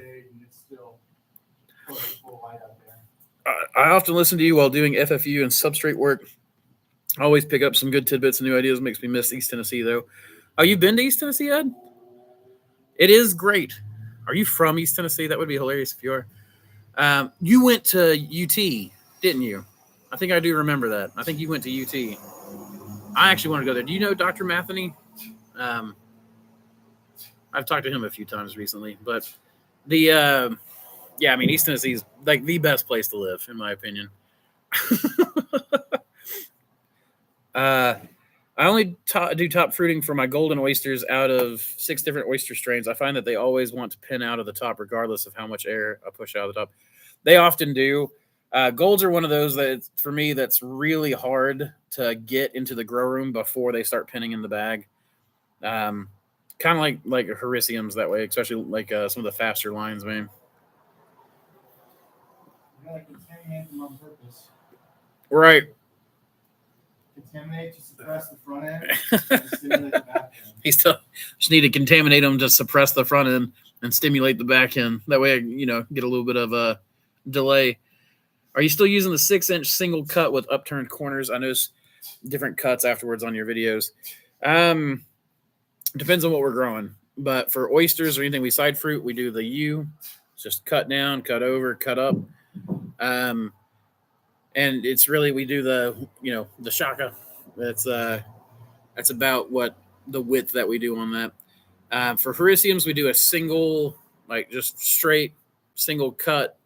It's about 4 to 6 inches. For top fruiting stuff, obviously we just usually just leave that in a bag or open the top of the bag up. So it really just depends on what we're growing. I've been keeping bees since 2015. Have you ever considered keeping a box or two in the area? I used to keep bees. I used to have some top bar hives. I really liked them.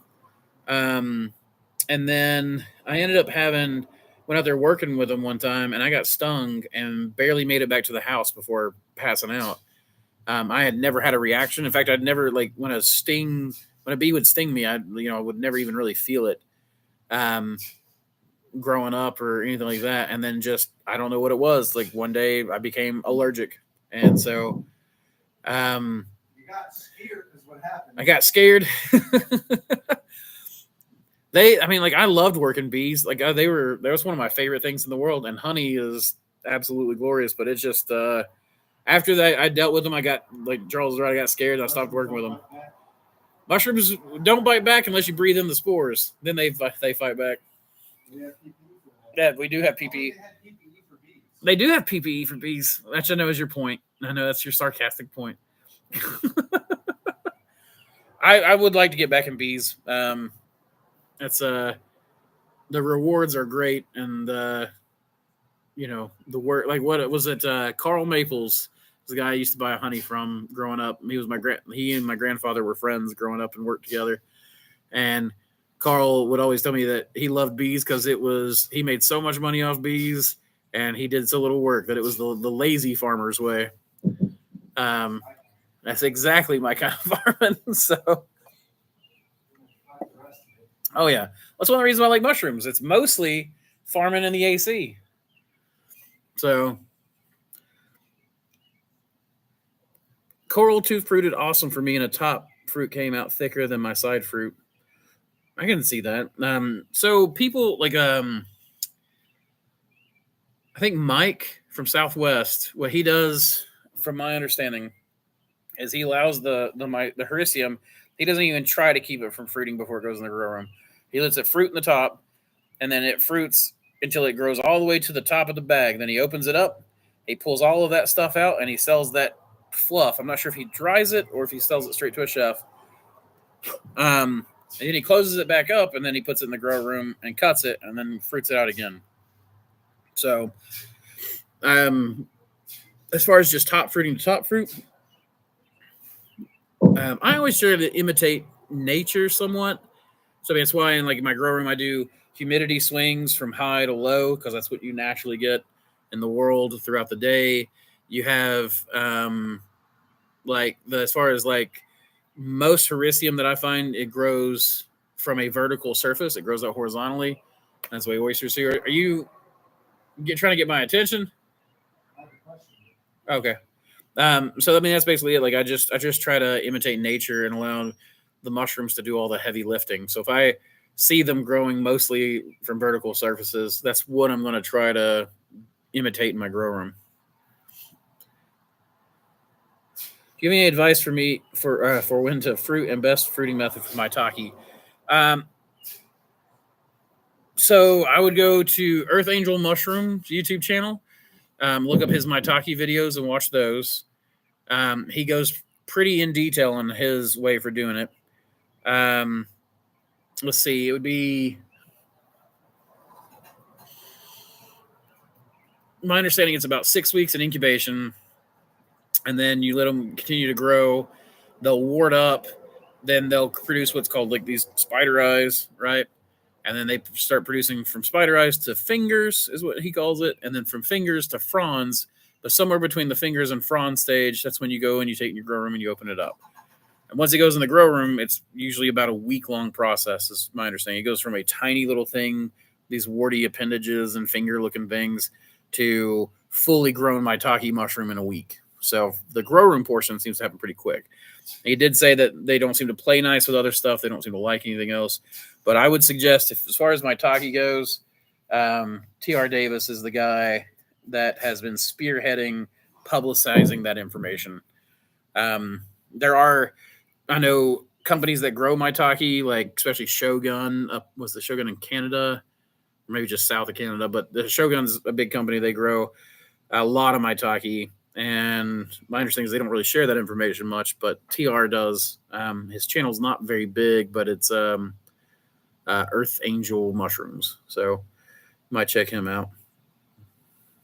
Lasing farming it is. Yeah, I mean, that's the best thing about bees, right? Can spent stub be used as plug spawn? Absolutely, Jake. Yeah, I mean, you can use, as long as it's, I mean, if you're doing it in logs and stuff, I've absolutely used spent substrate in all kinds of spawn methods. I've put it in cardboard, like a box where you have layered like wet cardboard, and just between every layer I put a spent piece of substrate. You can do all kinds of cool stuff with it. Mushrooms are great because, I mean, they they really can do a lot with very little. We baby them a bit too much sometimes. Do you still have that question?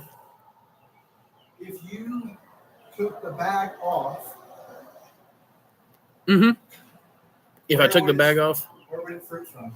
Would it show you its parts? it would probably just fruit all over. That's what I've added. It fruits on the top and the sides. So, and I'd say it's a negligible distinction. And I go back to my default answer of what is your infrastructure look like? Yep. If the mushroom is willing to fruit, regardless, because the medium is so nutrient rich,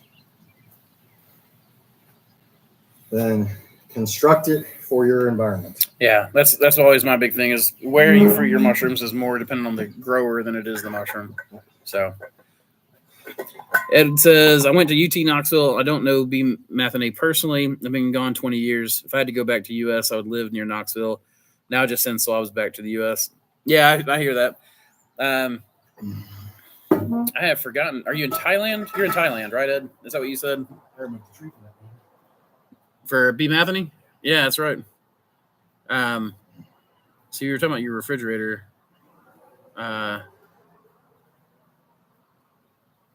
Thailand, yep.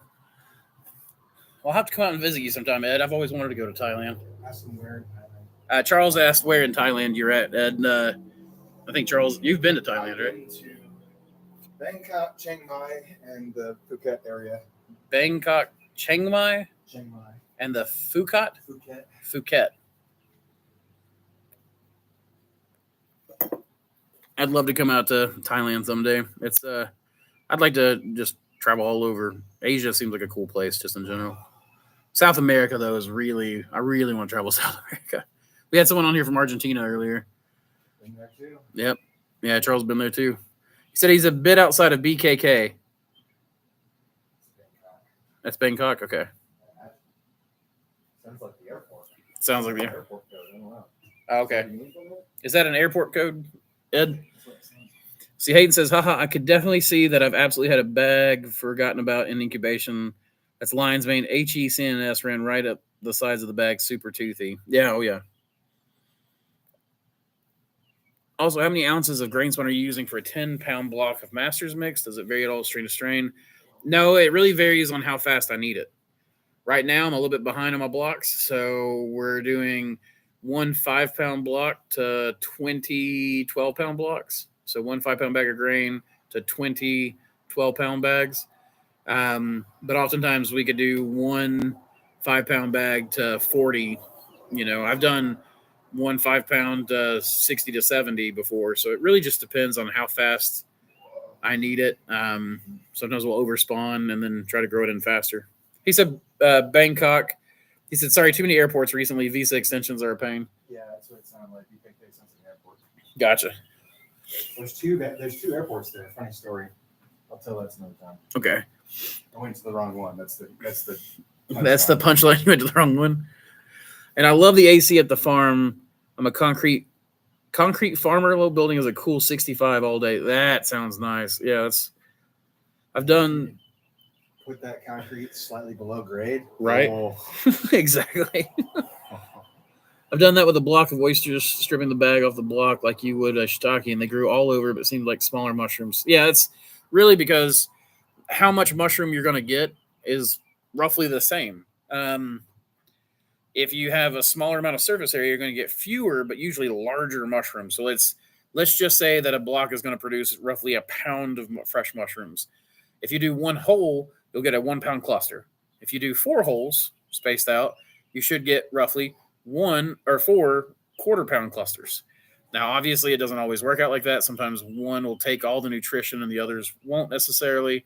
But oftentimes, you can change the size of your mushrooms by increasing the surface area of where they're going to fruit. That makes me ask questions about their end customer and what their customer wants. Exactly. And I would cut, if that holds true, and I know that my customer likes big whatever, yeah, I would cut accordingly.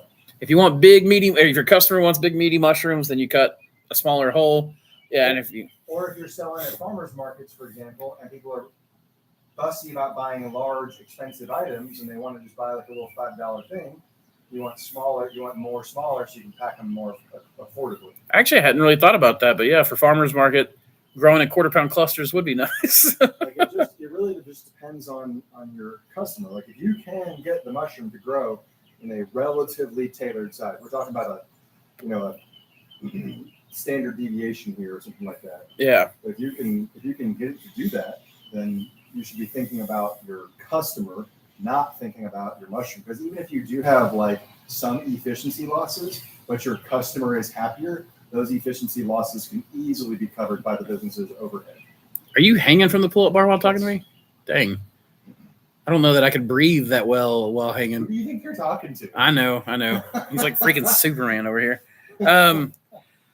Let's see. What would you say is the most common mistake in mushroom farming? Not listening to Andrew Reed. That's right. Not listening to me. No.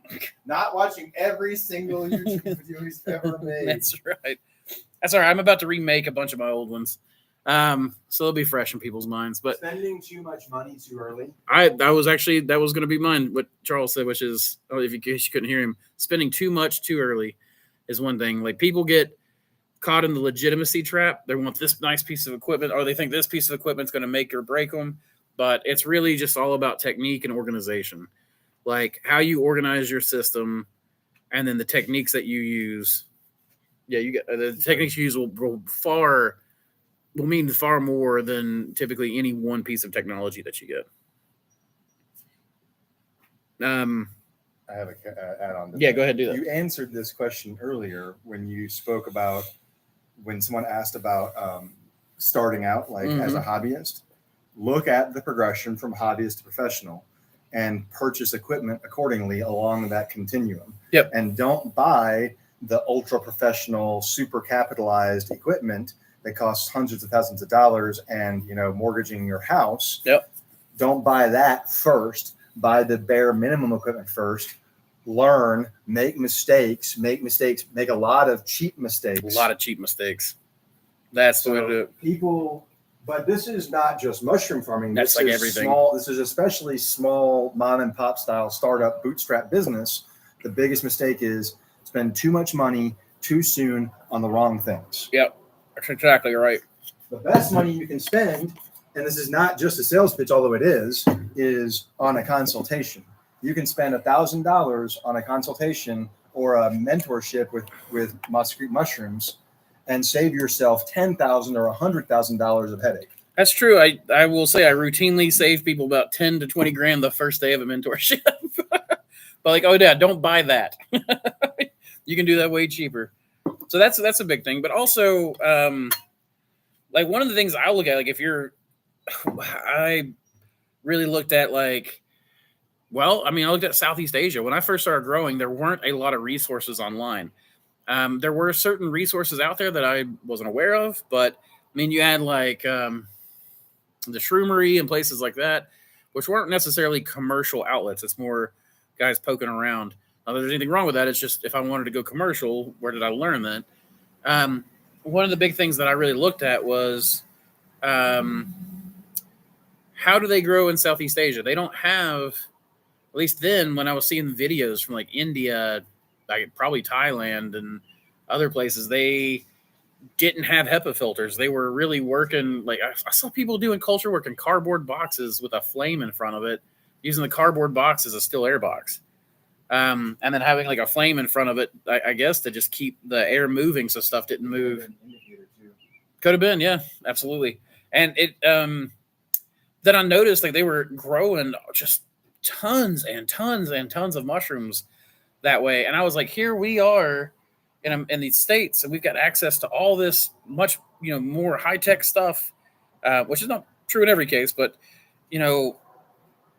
we have better access to off the shelf components than most places in the world, and yet so many of us are kept from growing these large amounts of mushrooms, and in part just due to a lack of creativity and problem solving. And you go watch these guys; they're literally, they find a hill face, they dig down, they would build a fire and then put barrels on the top of those holes at the top, and that's where they would boil their water with a wood fire to pasteurize their straw. And it was like they set up everything in these simple systems that had, like, for the amount of effort they would put in, they would get a large amount of reward out of. And it was all simple technique. It wasn't really high technology. So I think the big thing is just get into it and then take as much inspiration from as many different sources as possible and realize that you can do a lot with very little. And that's one of the powers of mushrooms, is they do the heavy lifting. You just got to shepherd them to the right pastures, and they'll do the work for you. It's crazy. Let's see. Oh yeah, 2 airports, BKK and DMK. When Charles comes back, I'll tell him that. Ed, Graphola frondosa defies me. Well, I can't figure it out inside, but I can throw a block away after giving up an old compost pile. That's often the case for people, is that they find when they have a problem with something, if they just toss it out in the compost pile, it goes crazy. It goes just fine. So mushrooms can be infuriating that way. Yeah, you're just going to have to go through and play detective and figure out which vector is it that I am missing, which piece of the ecological puzzle am I missing. Am I not waiting long enough? Am I not, am I growing too cool? Am I growing too hot? Am I growing with too little humidity, too much humidity, et cetera, et cetera? Again, if maitake is your thing, I think maitake is a wonderful mushroom. It's my favorite mushroom for eating for the most part. The best thing to do really is find a strain that works for you, because most of the time what I found is that oftentimes if you're struggling with a specific mushroom, you need to play around with the different strains, because there is oftentimes a strain that will do better for you than the one you'd been trying.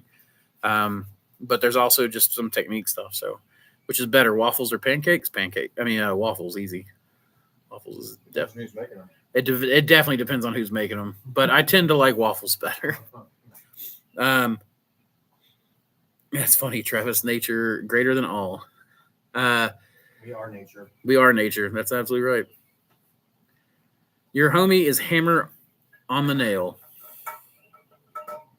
He gave a thumbs up. Yeah, nature is always smarter than me. Nature's always smarter than all of us, because we're just a tiny piece of nature. Nature's the whole brain. That's huge. No mind, baby. No mind. No mind, baby. That's huge for all commercial grow operations. People think they can buy their way in. Focus on your quality of outputs and controlling your inputs. Be honest. Oh, that looks amazing, but not right now. Oh. I don't want to bite, but thank you. I might take a bite later if it's still there. And the offer is still good. Focus on your quality of outputs and controlling your inputs. Be honest. Save the first 5 years of dumb mistakes. Absolutely. I mean, people often ask me, like, can I consider myself a mushroom farmer? And the truth is, you can call yourself a mushroom farmer at any point that you start growing mushrooms for profit. But really, you'll know a lot more about farming when you've grown for at least one single year. If you've grown for about 5 years, you'll start noticing larger trends. And it's all about these patterns. Like, you'll notice mushrooms grow better, even indoors. Like, they know the weather outside, even if there's no way for them to know. Somehow they know. They got that cubensis link. Yeah, there you go. They're all somehow tied in. So they're tied into, oh shit, what is it from Discovery? Quantum connection. That's what it is. I think it's like the quantum mycelial network or something like that.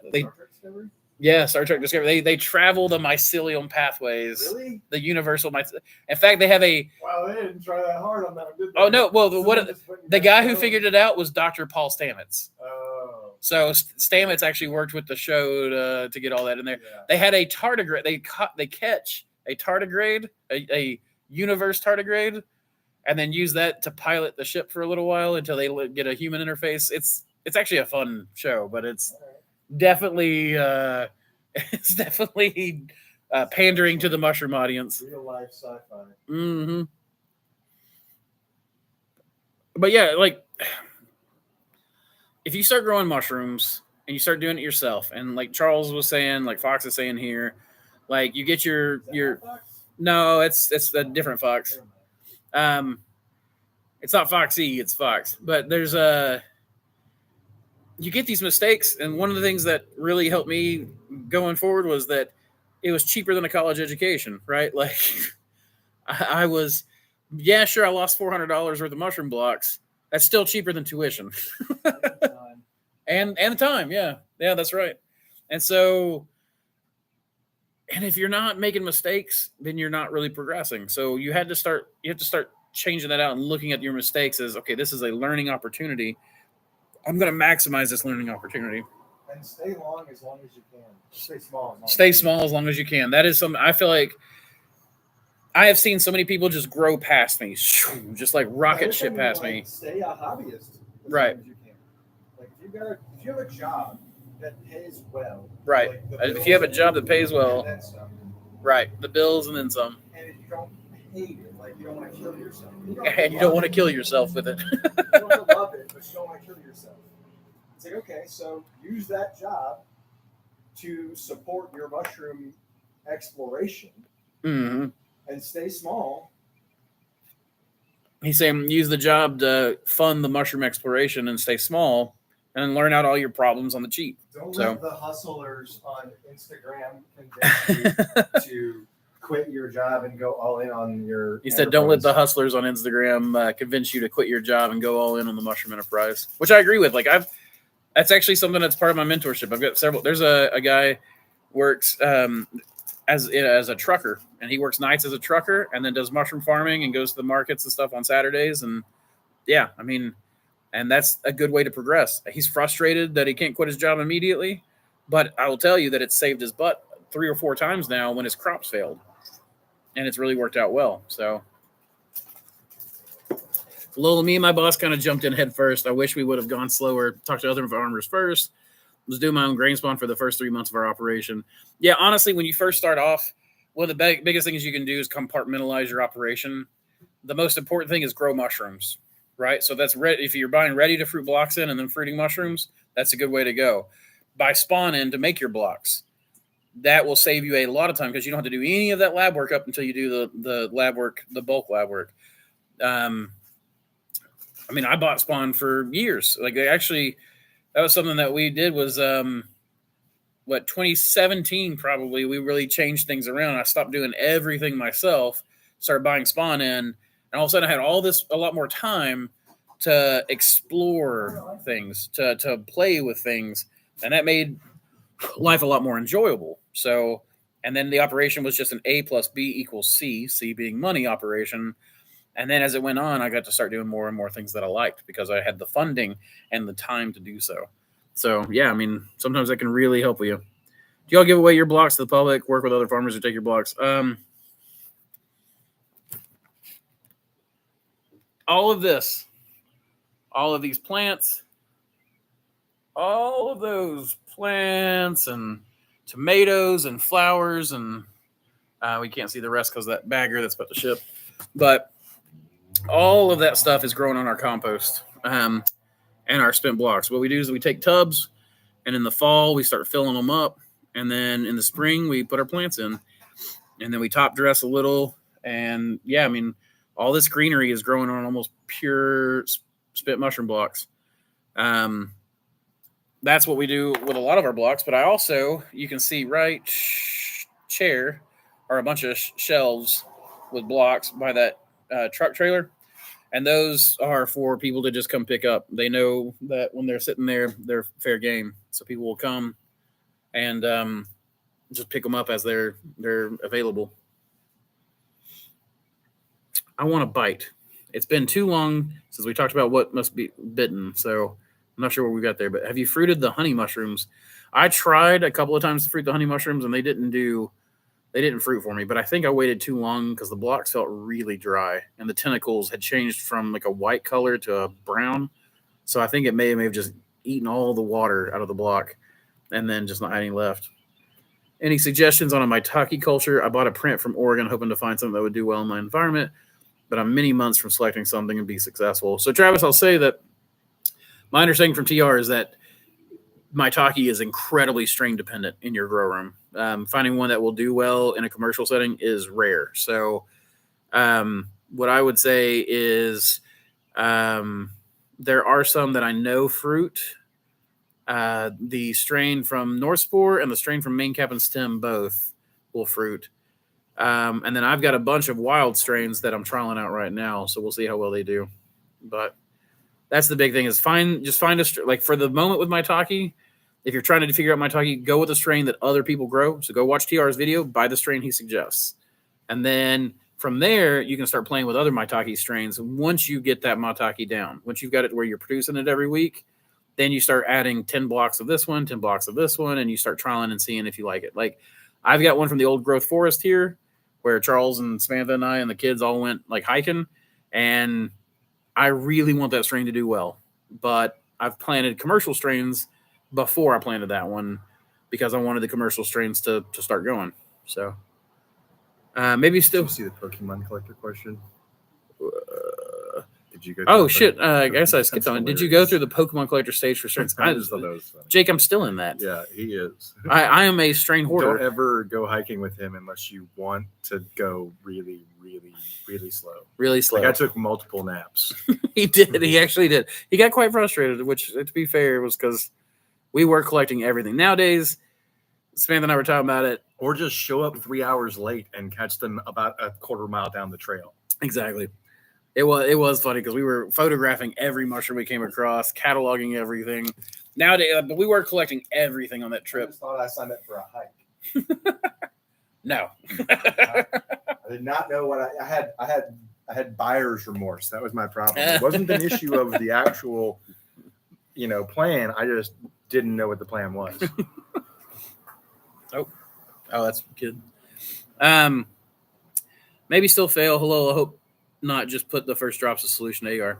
Yeah, I mean, like keep playing with those strains, but then if you want to really get this down and you want to get it down in the shortest time possible with the most success quickly, I go with the path that somebody has already, the pathway that somebody else has already put forward for you. So, let's see. That's exactly what I'm trying to do. Start a small side hobby to get an additional income. Yeah, when I first started, I just started growing just so we could get more gourmet, healthy food. I mean, I was growing gardens and chickens and geese and fish, and mushrooms were just something else I could add that would raise our standard of living, while we were poor. And then people started finding out I have them. Then I started selling them, and then it took off into a business. So I think that's a good way to go like that, Certainly agree with Charles, save up to at least a quarter's worth of living expenses. I definitely think that's a big thing too, is to have, is that pickles?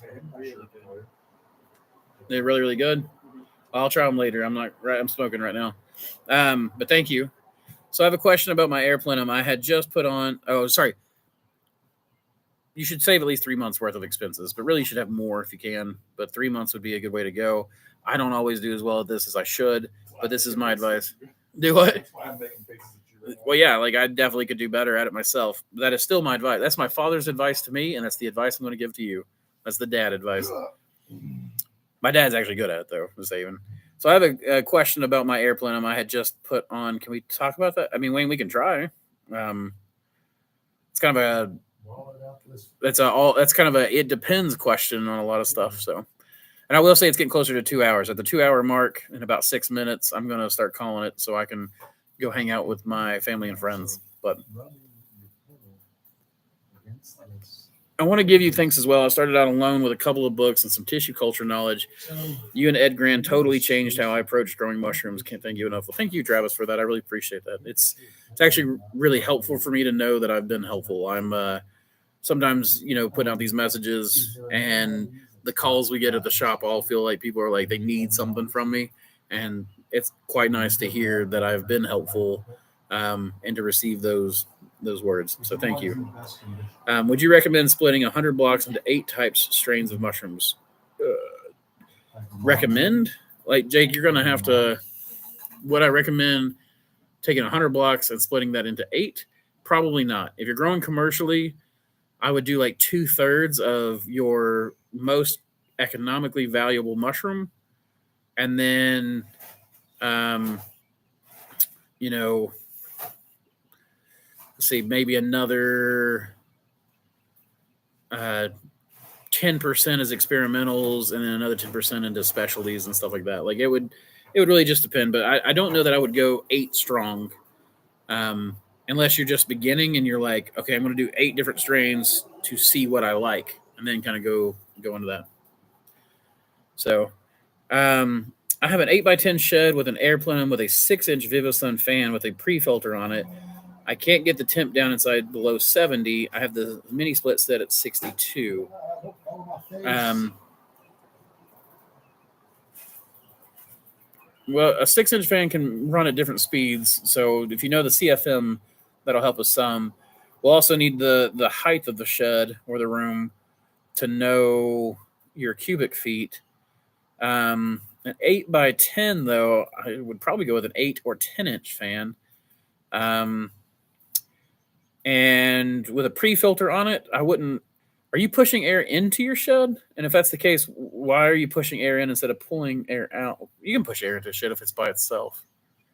But if you have a preconditioning room in front of that, then I would rather pull air, because the pushing is going to cause back eddies and stuff of spores into different areas that you may not realize where they're going. So, and you could be hurting your mini split that way. And hopefully your mini split's not in the grow room. If your mini split's in the grow room, then you are eating the crap out of your mini split's efficiency with spores and probably breaking your mini split over time. So we'll definitely need to know more about your setup. Honestly, if it's, pretty complicated, you might just consider hiring someone for a consult, even if it's not me. I would suggest myself, of course, as a consult. But if you want a third party consult, someone who's really good with air systems would be Eric Myers. I don't know how his consults are. I don't know how expensive they are. I've never looked at that. But I do know that he's really good at HVAC and ventilation. I also can help you out with that. But no, it's not in the grow room. It's in the air plenum. So the preconditioning space. Gotcha. Okay. I would honestly suggest the easiest way would be to really just do a consult. But you've got 2 choices. Really, if you're having a hard time balancing, you can always slow down your air. The slower your air, the more efficient your air conditioning is going to be. But the lower your stock rate's usually going to have to be in the grow room. Or you can try to beef up your air conditioning a little bit more, but that's, a lot harder in the summer. And depending on where you're at in the country, that can be pretty difficult. Sometimes you can switch mushrooms and then not care. Like right now, I'm trying to grow varieties where I don't need any AC at all. And Samantha and I are talking about, from now on, no heating of the grow room, other than just keeping it above freezing, and no cooling of the grow room, and then just growing varieties throughout the year that do well with that. So let's see.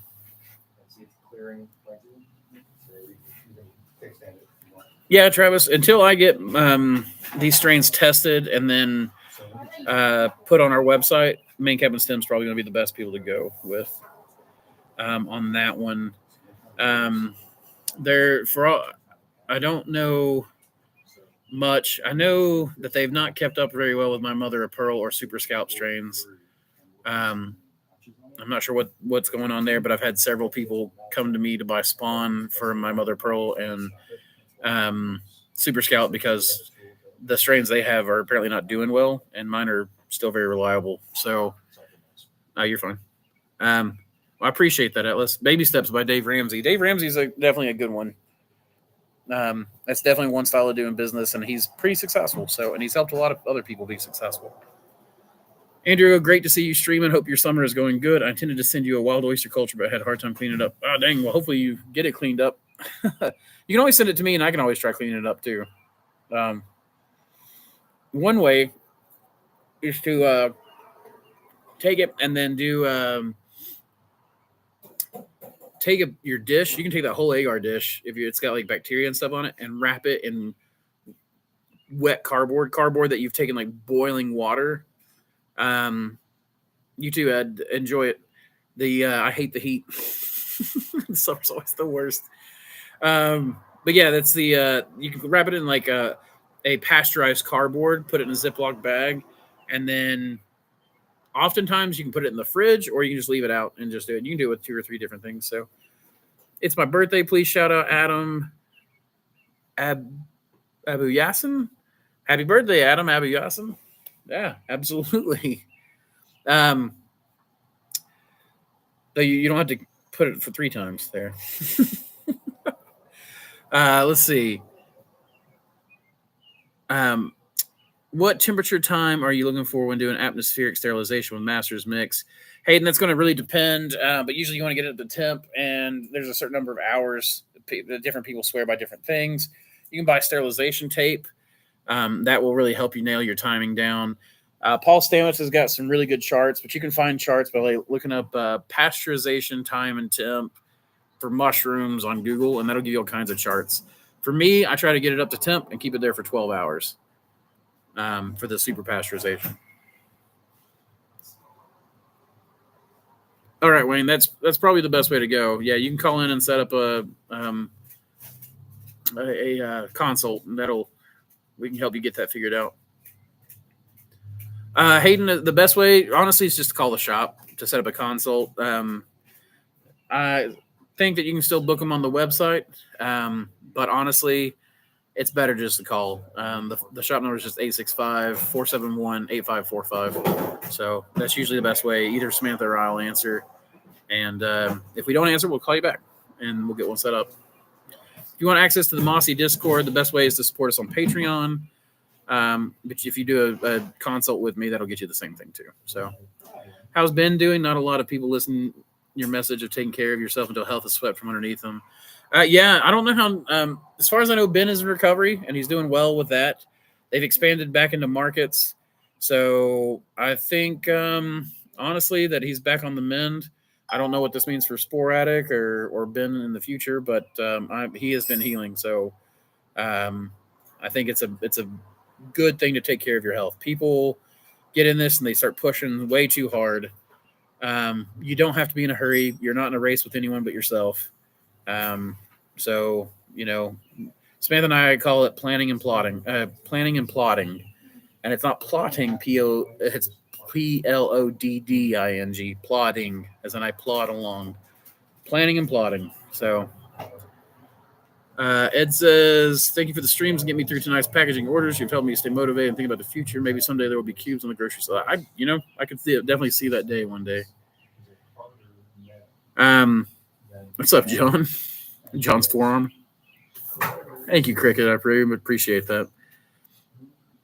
What does the cardboard do? Well, cardboard, just bacteria doesn't grow on cardboard very well. It's not very nutritious for bacteria, and mycelium will eat it up really well, and it allows the mycelium to grow through several layers of cardboard from the center out.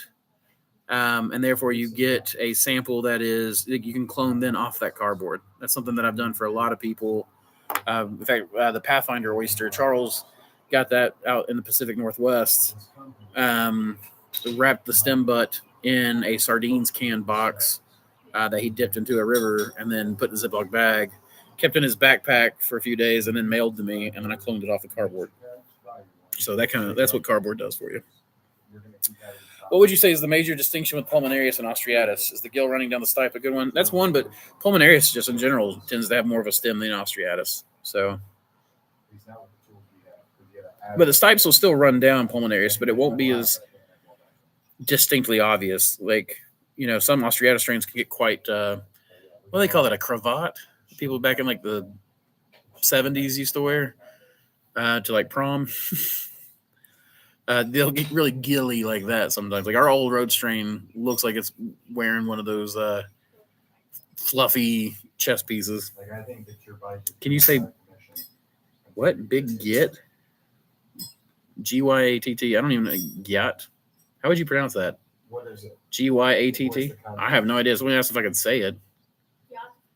Gyat? I don't know. That's what that means. It means big butt? Gin alpha? Gin alpha are making new words like skibidi. Oh, well, I don't know, baby. So, Voicemail is always full. It's impossible. It's a Google voicemail. Phone number again is 865-471-8545. It's our Google listed number. Hey, Mama, can I show you something? Well, I'm just going to show up at the shop with a sleeping bag and tent. You're going to be... Oh, it's Eric. Okay, that's a little... Yeah, you're going to be put to work or have the cops call on you, is what Charles said. Is there still room in the mushroom industry in 2024? Yeah, absolutely. Now, it depends on what you mean by that, Cliff. Do you mean, like, is there enough room for another farmer in every metro? No, there's some metros that are getting full up. Are there service pieces? I mean, like, there's medicinal mushrooms. People are still not producing enough medicinal mushrooms being produced in the U.S. The U.S. grown, there's two things going on in the U.S. grown. One is that there is not enough supply. Number two, there's a distribution problem of getting supply to the people who need it, because it's mostly small farmers growing it, and then they're not very good or savvy necessarily at getting to the distributors who are then getting that to the people producing the medicinal stuff. One thing I'd like to stay away from is importing all the Chinese stuff to support the American market. Which seems to happen to a lot of people, is that they start producing large amounts and then they start buying that stuff from China, of which there's not always good testing for heavy metals and things like that. So, but there's plenty of room. I mean, even in the gourmet market, I think it's Jacob DeVecchio from the Oklahoma Mushroom Festival. I think he was telling me the statistics still something like less than 10% of American households use mushrooms, as a culinarily on like a regular basis. So there's still plenty of room. The Mushroom Council, I know, is trying to push demand, and demand is increasing. And there's a lot more. The people who are eating mushrooms are starting to eat a wider variety, and then we're getting more people eating less variety but more common mushrooms, right? And so we want to keep pushing that edge and then filling that edge in with the diversity. So, would you say the MGP style of microbes would be somewhat common in the future of mushroom farming? You mean the mushroom good practices style of microbes would be somewhat common in the future? So there's already a lot of this going on. Wait, what? MGP style? Do you mean mushroom good practices? Like the MGAP? You're going to have to let me know what that acronym stands for. I use cardboard to grow elm the size of my... Yeah, cardboard will actually support oyster growth really well.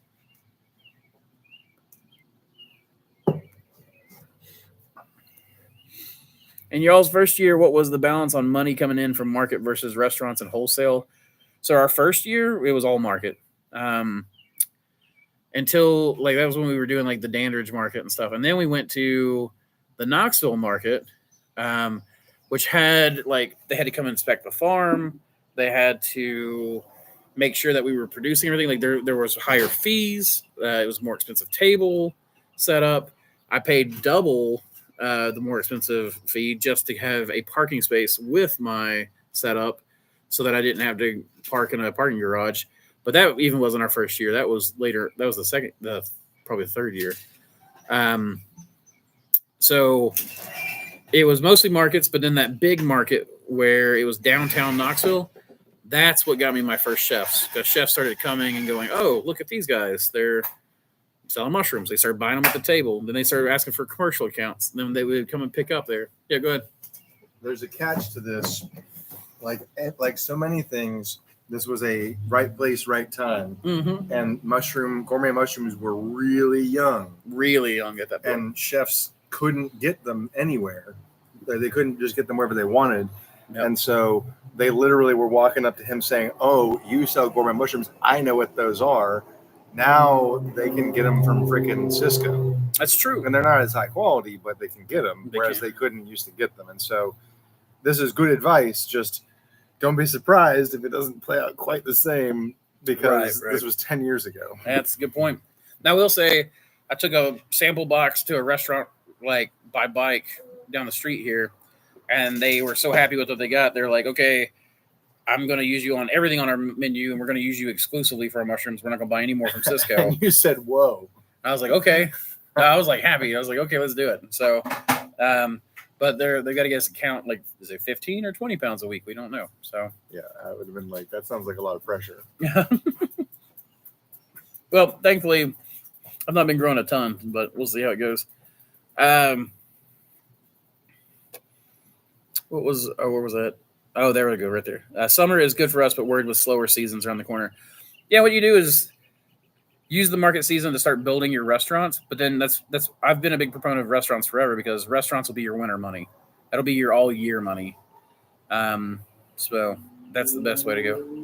But if you can afford to do both, you have stable, predictable income with your restaurant contracts, and then you have bonus income with your market. Yep. The market's highly variable. Yep. I mean, Andrew has gone in there and gotten like literal 10 times the difference. Right. From market to market, where it's like $200 one week and $2,000, or not, maybe not 20, maybe it's a different number, but I mean, our highest day I think was a 2,200 day. Yeah, and I've heard you guys, I've seen you guys come back with like literally 200, like you come back basically almost everything you went with. Mm-hmm. And so markets are so variable that they just. Well, you got to find the right market too, because like it's market to market, and it's not even like he's saying, it's not even day to day. It can be different, and markets will have ebbs and flows. So like. Our market up there was great in Knoxville until home days for the football, for college football. And then it would be like, we would have 30,000 people come through market, and none of them want to buy mushrooms because they're all there to watch football. And they're all just kind of killing time. So, those days were horrible. Those days were usually bad. But that's why I kept a chef overflow list, right? So market season, I'd have markets and I'd have almost no overflow. I would only have I'd take care of my restaurant contracts. Everything else went to market. But then on days when like home game days, I would call my chefs beforehand and be like, okay, I'm bringing boxes of mushrooms to market. You can pick up, or I can deliver after or before or whatever. So that usually ended up helping a lot. Boss smoking cigars. I'm smoking one like right now. Yeah. A long time ago. Mushroom Growth Promoter by Dr. Mike. I don't know that. So the mushroom growth promoter, as far as I know, is just orchid. I think it's hormones for orchids. I trialed it a while back. I trialed a few of his different products. I trialed a few of the Dr. Myco products or Dr. Mike products. And then I never saw a difference, really. She was gone before you got there. I don't like trying to open that door from the outside. I don't either. It hurts my shoulders, dude. All you need is core grain and water to grow cubes. Yeah, I mean that makes them pretty easy. That's one of the reasons why you're seeing kind of a crash in the cube market right now. Like I know guys, when I was doing mentorships for a lot of these guys, like there was a big wave of people coming out of weed going into production. So they would come to me and I would teach them how to grow at scale. But then a lot of these guys were used to getting like $1,000 a pound dry, or something like that. I don't some ridiculous number. And then it went down, and then it went down, and went down, and now I know guys that are like literally selling for less than $100 a pound, just trying to move product. And they can't make it because a lot of these guys bought really expensive equipment because they thought the gravy train was going to last forever. But the truth is that it's so easy to grow those at scale, and they're dehydrated, so it's a shelf-stable product that, I don't know, the cube market just completely imploded as far as I can tell. There's still people doing it, but probably people who are established are having a better time with that. It's the thing I would warn people when they were coming into it was that, it's easier to grow than weed. It's the crop cycle's faster. And where it's a shelf stable product, it can be shipped anywhere. So, a lot of these guys started consolidating customers, and that's just the way it went. 99% of people around me only eat portobello. Yeah, I mean, that's the way it goes. It takes time for people to get used to a different one. They got to cook a different mushroom. Mushrooms are not mushrooms are not mushrooms. The same way vegetables are not vegetables are not vegetables. It's, saying that mushrooms are all the same would be like saying vegetables are all the same and that broccoli is the same as peppers. It's, the fungal kingdom is as make big. This even more specific, and your turnip greens and your collard greens and your mustard greens and your kale greens and your spinach greens all look a lot alike. I mean, they're distinctly different. I can tell the difference, but they taste similar, but they taste different. Yep, exactly. They cook different too. They do cook different. Like spinach is trash. Beets are my favorite. Well, beets are great. Yeah, you're right. But you can't buy that shit. No, it's not for anything that I would want to spend money on. No. But that's if you grow your own, beet greens are great. Absolutely. So grow your own beets. If you sometimes at the store, if you go in, they'll cut the greens off and just have the beets. They're always in terrible shape. They often are. Like there's a certain season. If you've grown your own beets and then you go to the grocery store and buy beets, you're like, oh, these things are god awful. It's true. It's very true. There are some things that you cannot get good at the grocery store. Some things are great. Absolutely. I bought a great looking bundle of kale yesterday. Not yesterday, 2 days ago, 3 days ago.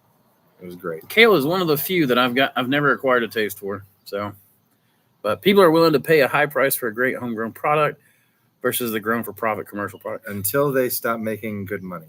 That's true. Until they stop making good money, and then it becomes an economic issue. Yeah, it is. I mean, it's a free capital issue.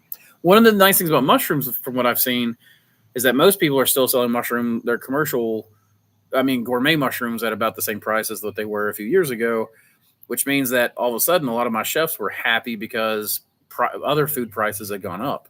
Like what was I think I saw that like retail, a lot of food prices have gone up 4 times in the past 2 or 3 years.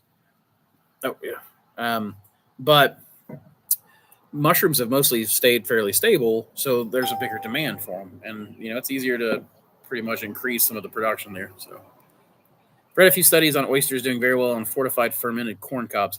I have 2, and I've not grown on corn cobs. I've grown on corn. What do they call it? Frass or something like that. It's just the silage. I've grown on corn silage before. Like animal feed that they do in the wintertime? Yeah, that's basically just the chopped up plants. Mm-hmm. So the stems and leaves and stuff. I've grown on that, and they grew very well on that. What does it cost per unit area? I don't really remember. I mean, it's going to have major increases in quality to justify spending more money on a substrate. Yeah, exactly.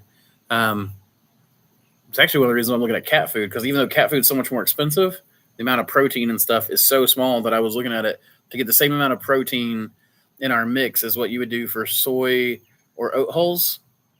You would use half as much in monetary value in cat food to get the same amount of protein. So would you use more oak then? Yeah, you just use a lot more hardwood. Larger amount of hardwood? Yep. So all of these things are worth exploring, but they are an economic question. Absolutely. It's always economics. But can't wait to get a consult from you. Is there a specific reason that it says at least 2 weeks from the time you pay? No, it's for buyer's remorse, is it basically? It's so that I can schedule things out. And oftentimes, if you need it faster, I do absolutely do consults on my schedule, but you need to call me and I still need to set it up. So if you do it on the website, no guarantees. Yeah, there's no guarantees that I can do it faster. I actually have a pretty full schedule. An important man. I'm an important. Thank you. Important man. Important man. Access to information and methods has been. You can email me too, Jake. I realize that calling me is probably not super viable for you, though. You can. We can set it up through Discord, or you and I have a Discord conversation already, so you can set it up through Discord or email since you have direct access to me. I wanted to jump the line. When you get to Northwoods, I want to speak. Okay. Access to information and methods has been a great inflation check on mushroom cultivation. I would generally agree with that. Absolutely. Ever since the study and therapy with Cube started, the community has exploded. It's crazy. I'll stick to gourmets, though. I'm always stuck with gourmets just because of one thing. I got kids, and I don't want to look over my shoulder my entire life. So that's the big thing for me. And I live in East Tennessee, and Tennessee is what we just became a dry county. I mean, we were a dry county just a few years ago. Oh, Jefferson. Yeah. So I mean, Yeah, this county we grew up in was dry all of our childhood, and only became legal alcohol sometime when we were adults. Yep. Yeah, it's been in our adult life at some point. The influx of vendors and home growers have definitely made the price of everything shoot down over the past few years, but don't budge. Keep your prices firm. Hold the line. Risk equals reward. So the joke here is, Andrew and I've been joking about this for years, but people will undercut him and take his customers, his restaurant customers, Yep. and we'll sit and we'll laugh and we'll be like, all right, cool. When you're ready, he says to his chefs, when you're ready to have a consistent product again, Call me again. my price has gone up. That's right. And so the other side of this equation, or not the other side, but the other caveat or the other funny thing about this is these people who are coming in and undercutting and developing new restaurants are building the market, the local market. Mm. And then they're going out of business. And then when that company comes and says, oh, we would really love to buy mushrooms from you, since this person we were buying mushrooms from has gone. And now Andrew's like, well, I'd be happy to have you, but we do things differently. Yep. And that's why we're still in business for literally 3 times as long as the person who has now gone out of business that you were buying from. That's actually, I was about to say that earlier and I got off track, but I've seen people zoom past me, like eat up a bunch of market, grow their company big, really quick, like in a year, they'll blow up. And then they've grown so fast, so hard, something bad happens to them, and then they just collapse.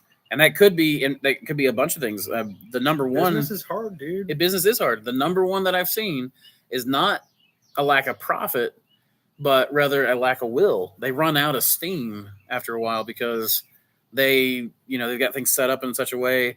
Like, I'm a big fan of make it easy, make it simple. Like I said, A plus B equals C business is where C is money.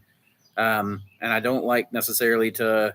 I'm trying to figure out the A plus B equals C, where A and B are also money. And I don't have to do anything, just plug money in and get more money out. I feel like that's got to be a business, right? That's called investing, isn't it? Yeah, I'm pretty sure it is.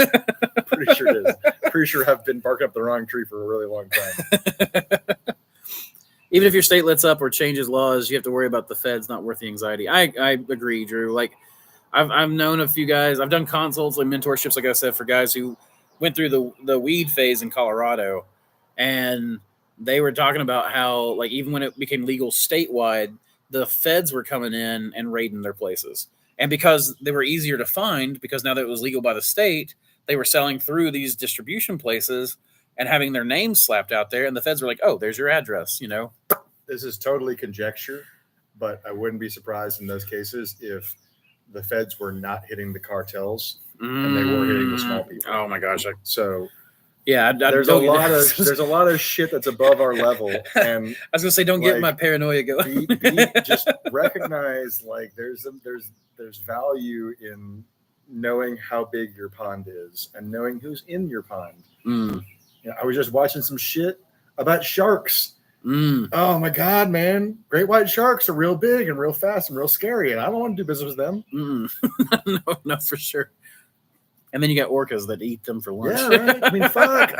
And then who knows what's in those trenches? Yeah, no kidding. You ever try to grow morel mushrooms? I have a few strains, but I have not really tried to grow them. I know a lot of people who have. I know people like old timers and stuff that would do, like, they get the morel harvest, they cut out any bad places, stem butts, etc., and they put that in a 5-gallon bucket of salt and sugar water.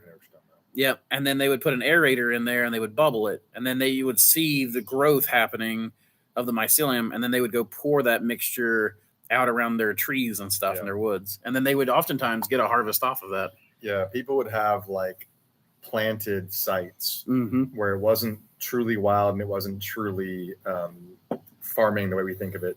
It's like, if you ever read the book 1491, they talked about how the Native American agriculture didn't look like European agriculture. Right. I know there's a lot of folks out west who still do this with like basket making. They want the fresh young shoots for their baskets, so they know where their plants are, and they're growing these perennial. They're doing these perennial reeds, and they're not growing these in a garden. They're going out to sites where they've found these plants that are good and healthy, and they're harvesting off those plants. And they've got it's forest agriculture kind of. Yeah. I don't know. There's probably a term for this, but I don't. Like they would just encourage those things to grow more. And so people are doing that with morels as well. Yeah, exactly. And these people are actually like cultivating the environment. And that's why the natives burned shit, because the plants that they wanted to eat grew best in the burn zones. Well, they talk about that's one of the reasons why maybe that was 1491, where America was just so you could just come here and eat. Like it was just so fruitful and abundant. It was God's country. It's like, right. well, people had been actually managing that shit. Yeah, and it was like, oh, the Cherokee were out here, like spreading duck potatoes down the rivers and stuff. That's why they were so numerous and shit. So, I can sell for $24.30 a pound at markets, but I have chefs looking at me like I'm crazy asking for $4. Yeah, you will. Restaurants are always going to want to pay bottom dollar. They will. Like I do chestnuts and lion's mane. I would do it for like $10 a pound or less, kind of thing. A lot of times. It's sales like anything else. You have to show them the value, and you also have to listen to what they value. Yeah, some of them only value bottom dollar, and they're not your client. Yep, absolutely. All right, guys, I'm going to start closing it out here. So, as legal therapy expands, there will be licensing in giant warehouses cutting out all the little guys. Combine both my points, and you have a bad business model. Yeah, that's exactly. You get squeezed on both ends that way. It's the circle of life. Also, you can maybe get their equipment on the cheap once they go out of business. I actually have done that before. I have purchased other farms. So, like any labor-intensive business, your success is linked to the will and attention of the owner. That's true. And the owner needs to be able to manage their own willpower. That's one of the reasons why it's important for management to take time off and recoup. I wasn't aware you couldn't eat morels raw. You shouldn't really eat any mushrooms raw, is my understanding. You can't really digest chitin anyways. It's like hair. It was trying to digest hair or fingernails. A bucket of sugar and salt. I wonder if it was Epsom. Bucket of boogers. Is that what you said? I had a bucket of boogers. I almost said that. I wonder if it was Epsom. I don't actually know, but Epsom might work. My understanding is Epsom is a different kind of salt. Magnesium salt, isn't it? Is it magnesium? I was thinking maybe it's sulfur, but no. Well, I don't know. Yeah, I think it's magnesium. That's the reason I've waited 5 years to start building a business. Didn't want to jump in too fast and lose everything. It's my intent to grow gourmets and sell dried and make extracts. Yep. Move slow. Like people get in a hurry, and anymore, something I have learned, like people will call me and be like, man, I've got this business opportunity and blah, blah, blah, blah, blah. And you got to say yes now. And I'm just like, if I have to say yes now, if I have to hurry, I'm not doing it. The answer is no. Because I have found that when I hurry, I overlook stuff. And when I overlook stuff goes bad. Anybody who says it's the opportunity of a lifetime is trying to sell you something, and they're trying to make more than you. Yep. Do you know how many opportunities of a lifetime I've seen? Hang on. The person who was talking, go back up just briefly. Yep. There was something they said. Which one? Shit. Oh, the 5 years. I was talking about starting small earlier and not spending too much money too soon. Yep. The other thing you'll learn is like you start doing this and you realize there are parts of this job you're just not going to want to do. And when you realize, and this is like any job, but like mushroom farming, there's a lot of layers to it. So like Andrew has done every freaking thing. I've done almost everything except for a couple of like the really fine detail lab stuff. And some of the jobs really suck. And some of the jobs are great. Mm-hmm. And some of the jobs are like, well, I don't like it, but I'll do it because it's not that hard. Right. You're going to figure out where you fit into that. Yep. And you might feel like you're sitting here right now having not done it, or you've only been doing a little bit and you're looking to scale up. When you scale up, the thing that you used to like all of a sudden is terrible. Yeah. So if you are spending your money stepwise, you can pivot more easily. Yep. Or if the market changes, if there's a technological advancement, if whatever. Like LC is a great example. When Andrew started, LC syringes weren't a thing. Yeah, and a lot of times, yeah. And their availability has changed the way people grow. And there's a variety of things that you could point to like this. So being able to pivot according to your customer, according to your local market, according to technology, etc. So onion layers. Onion layers. Yeah. It's not a birthday Shrek. cake. It's onion. Yeah. So Shrek knows business. Oh, yeah. If I wanted to get some morel mycelium to play around with on agar, do you have a good source, or should I just try? I mean, you can just, if you want to contact me, email me.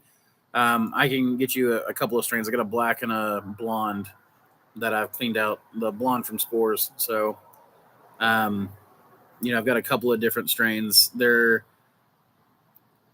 you'd have to go to a strain bank really to find something somewhere else. I don't know who all would sell morels.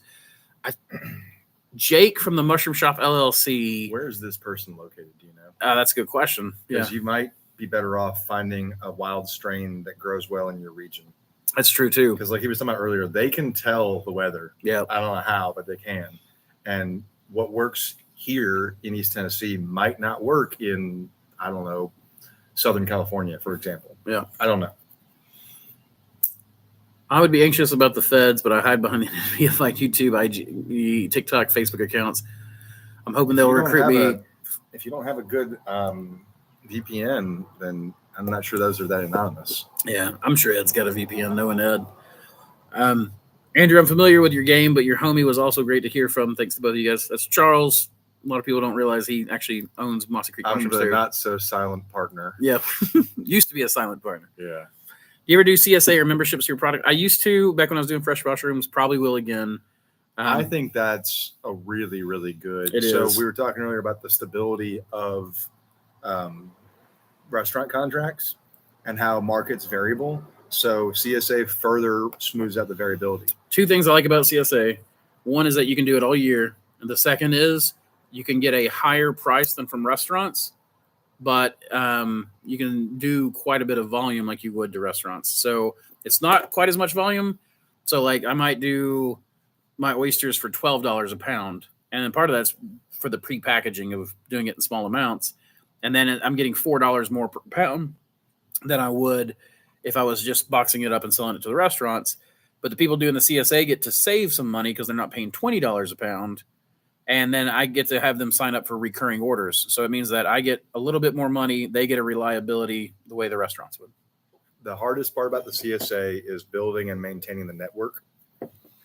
And that's very true. The recommendation that I have is to find like-minded farmers with different products and to share your networks. Yep. And to find ways to do it where it's mutually beneficial, because building that network of people who are actually wanting to buy from the CSA, because then you have to make a drop point and people want it really convenient and it becomes a real chore.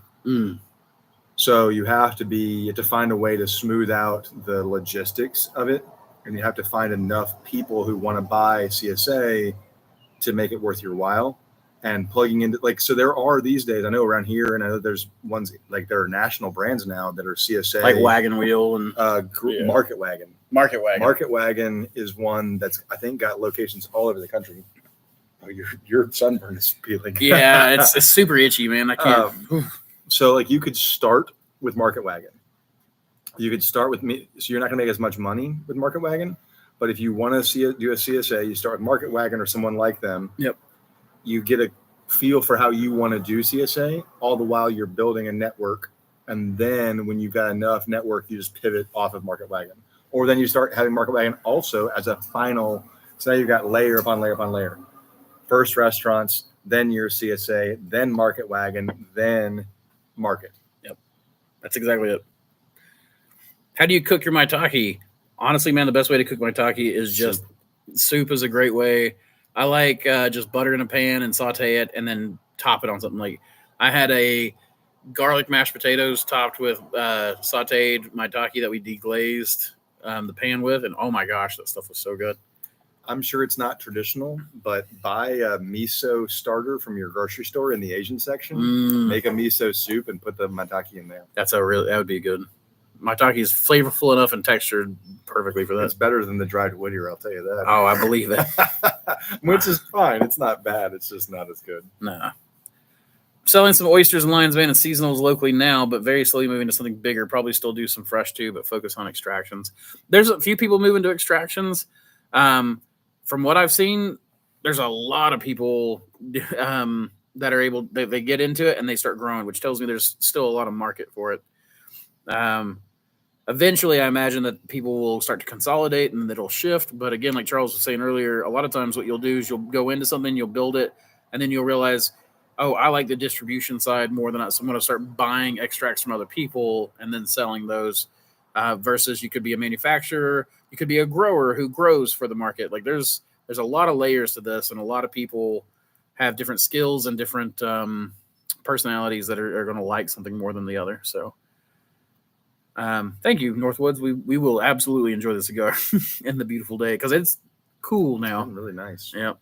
I was inside all day, so I don't give a shit at this point. I'm covered in sweat. I worked out the first half of this thing, so. Yep. Thank you guys so much. I really enjoyed watching you this evening. Very insightful. Absolutely, Lexington. Mushroom farm is like an onion. Oh, that's right. We already did that. Thank you for the time and info. Got excited by that one. Yeah, that was.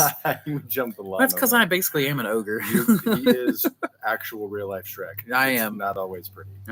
It is not always pretty. It is always interesting. Thank you for the time and info. I'll be in touch. Absolutely, Wayne. Out of McKinney, Texas. I really have to. That's the Morel guy. Go north to OK if I want to forage. Oh, man. Well, if you're going to go north to Oklahoma, I'll be there for the Mushroom Fest in October. So if you can make it up there, you should. Almost 6 years growing now. Last 3 years growing to make a small profit. Hoping extracts can make this a viable full-time job over the next year as I build a building.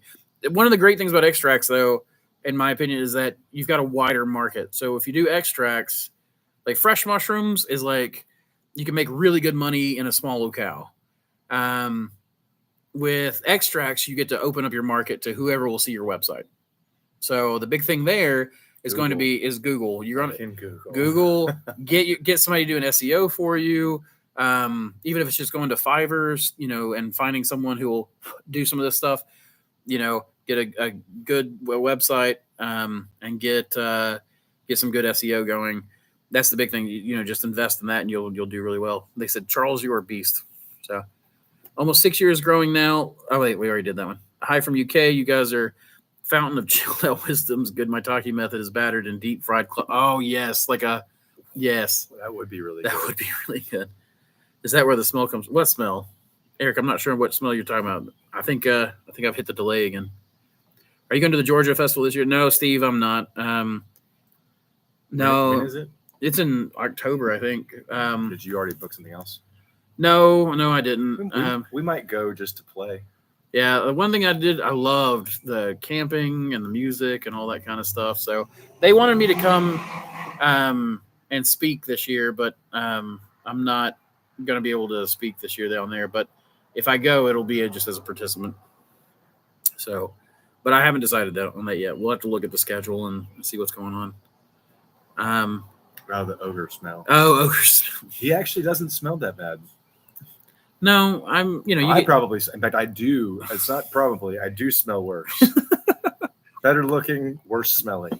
What can you say? All right, guys, I appreciate it. I've gone for almost 2 hours and 40 minutes this time, which is a long stretch. So you had company. I did have company. It made it a lot easier. You gave me a second win there at the end, but I'm going to go hell dive. So you guys, everyone to hell dive. Hell divers to hell pods. That's right. Hell divers to hell pods. Email me at mossycreekmushrooms@gmail.com. Let me know your Steam account or your hell tag or whatever it's called. Hell tag. I don't know what it's called. They call it that. They don't, but I don't know what it is. That, and let me know, and maybe we'll do some hell diving. We'll go squash some bugs together. Well, real quick. Hi, I'm from India. Can you think of any way I could buy some of your strains of oyster shiitake? Yes. Slants. You got to buy slants. But email me, and I can make slants up for you. I have shipped to India before, but I have to do that via email. I can't do that through my website. So, y'all, thank you very much. I have really enjoyed this. Keep spawning culture, and we'll do this again.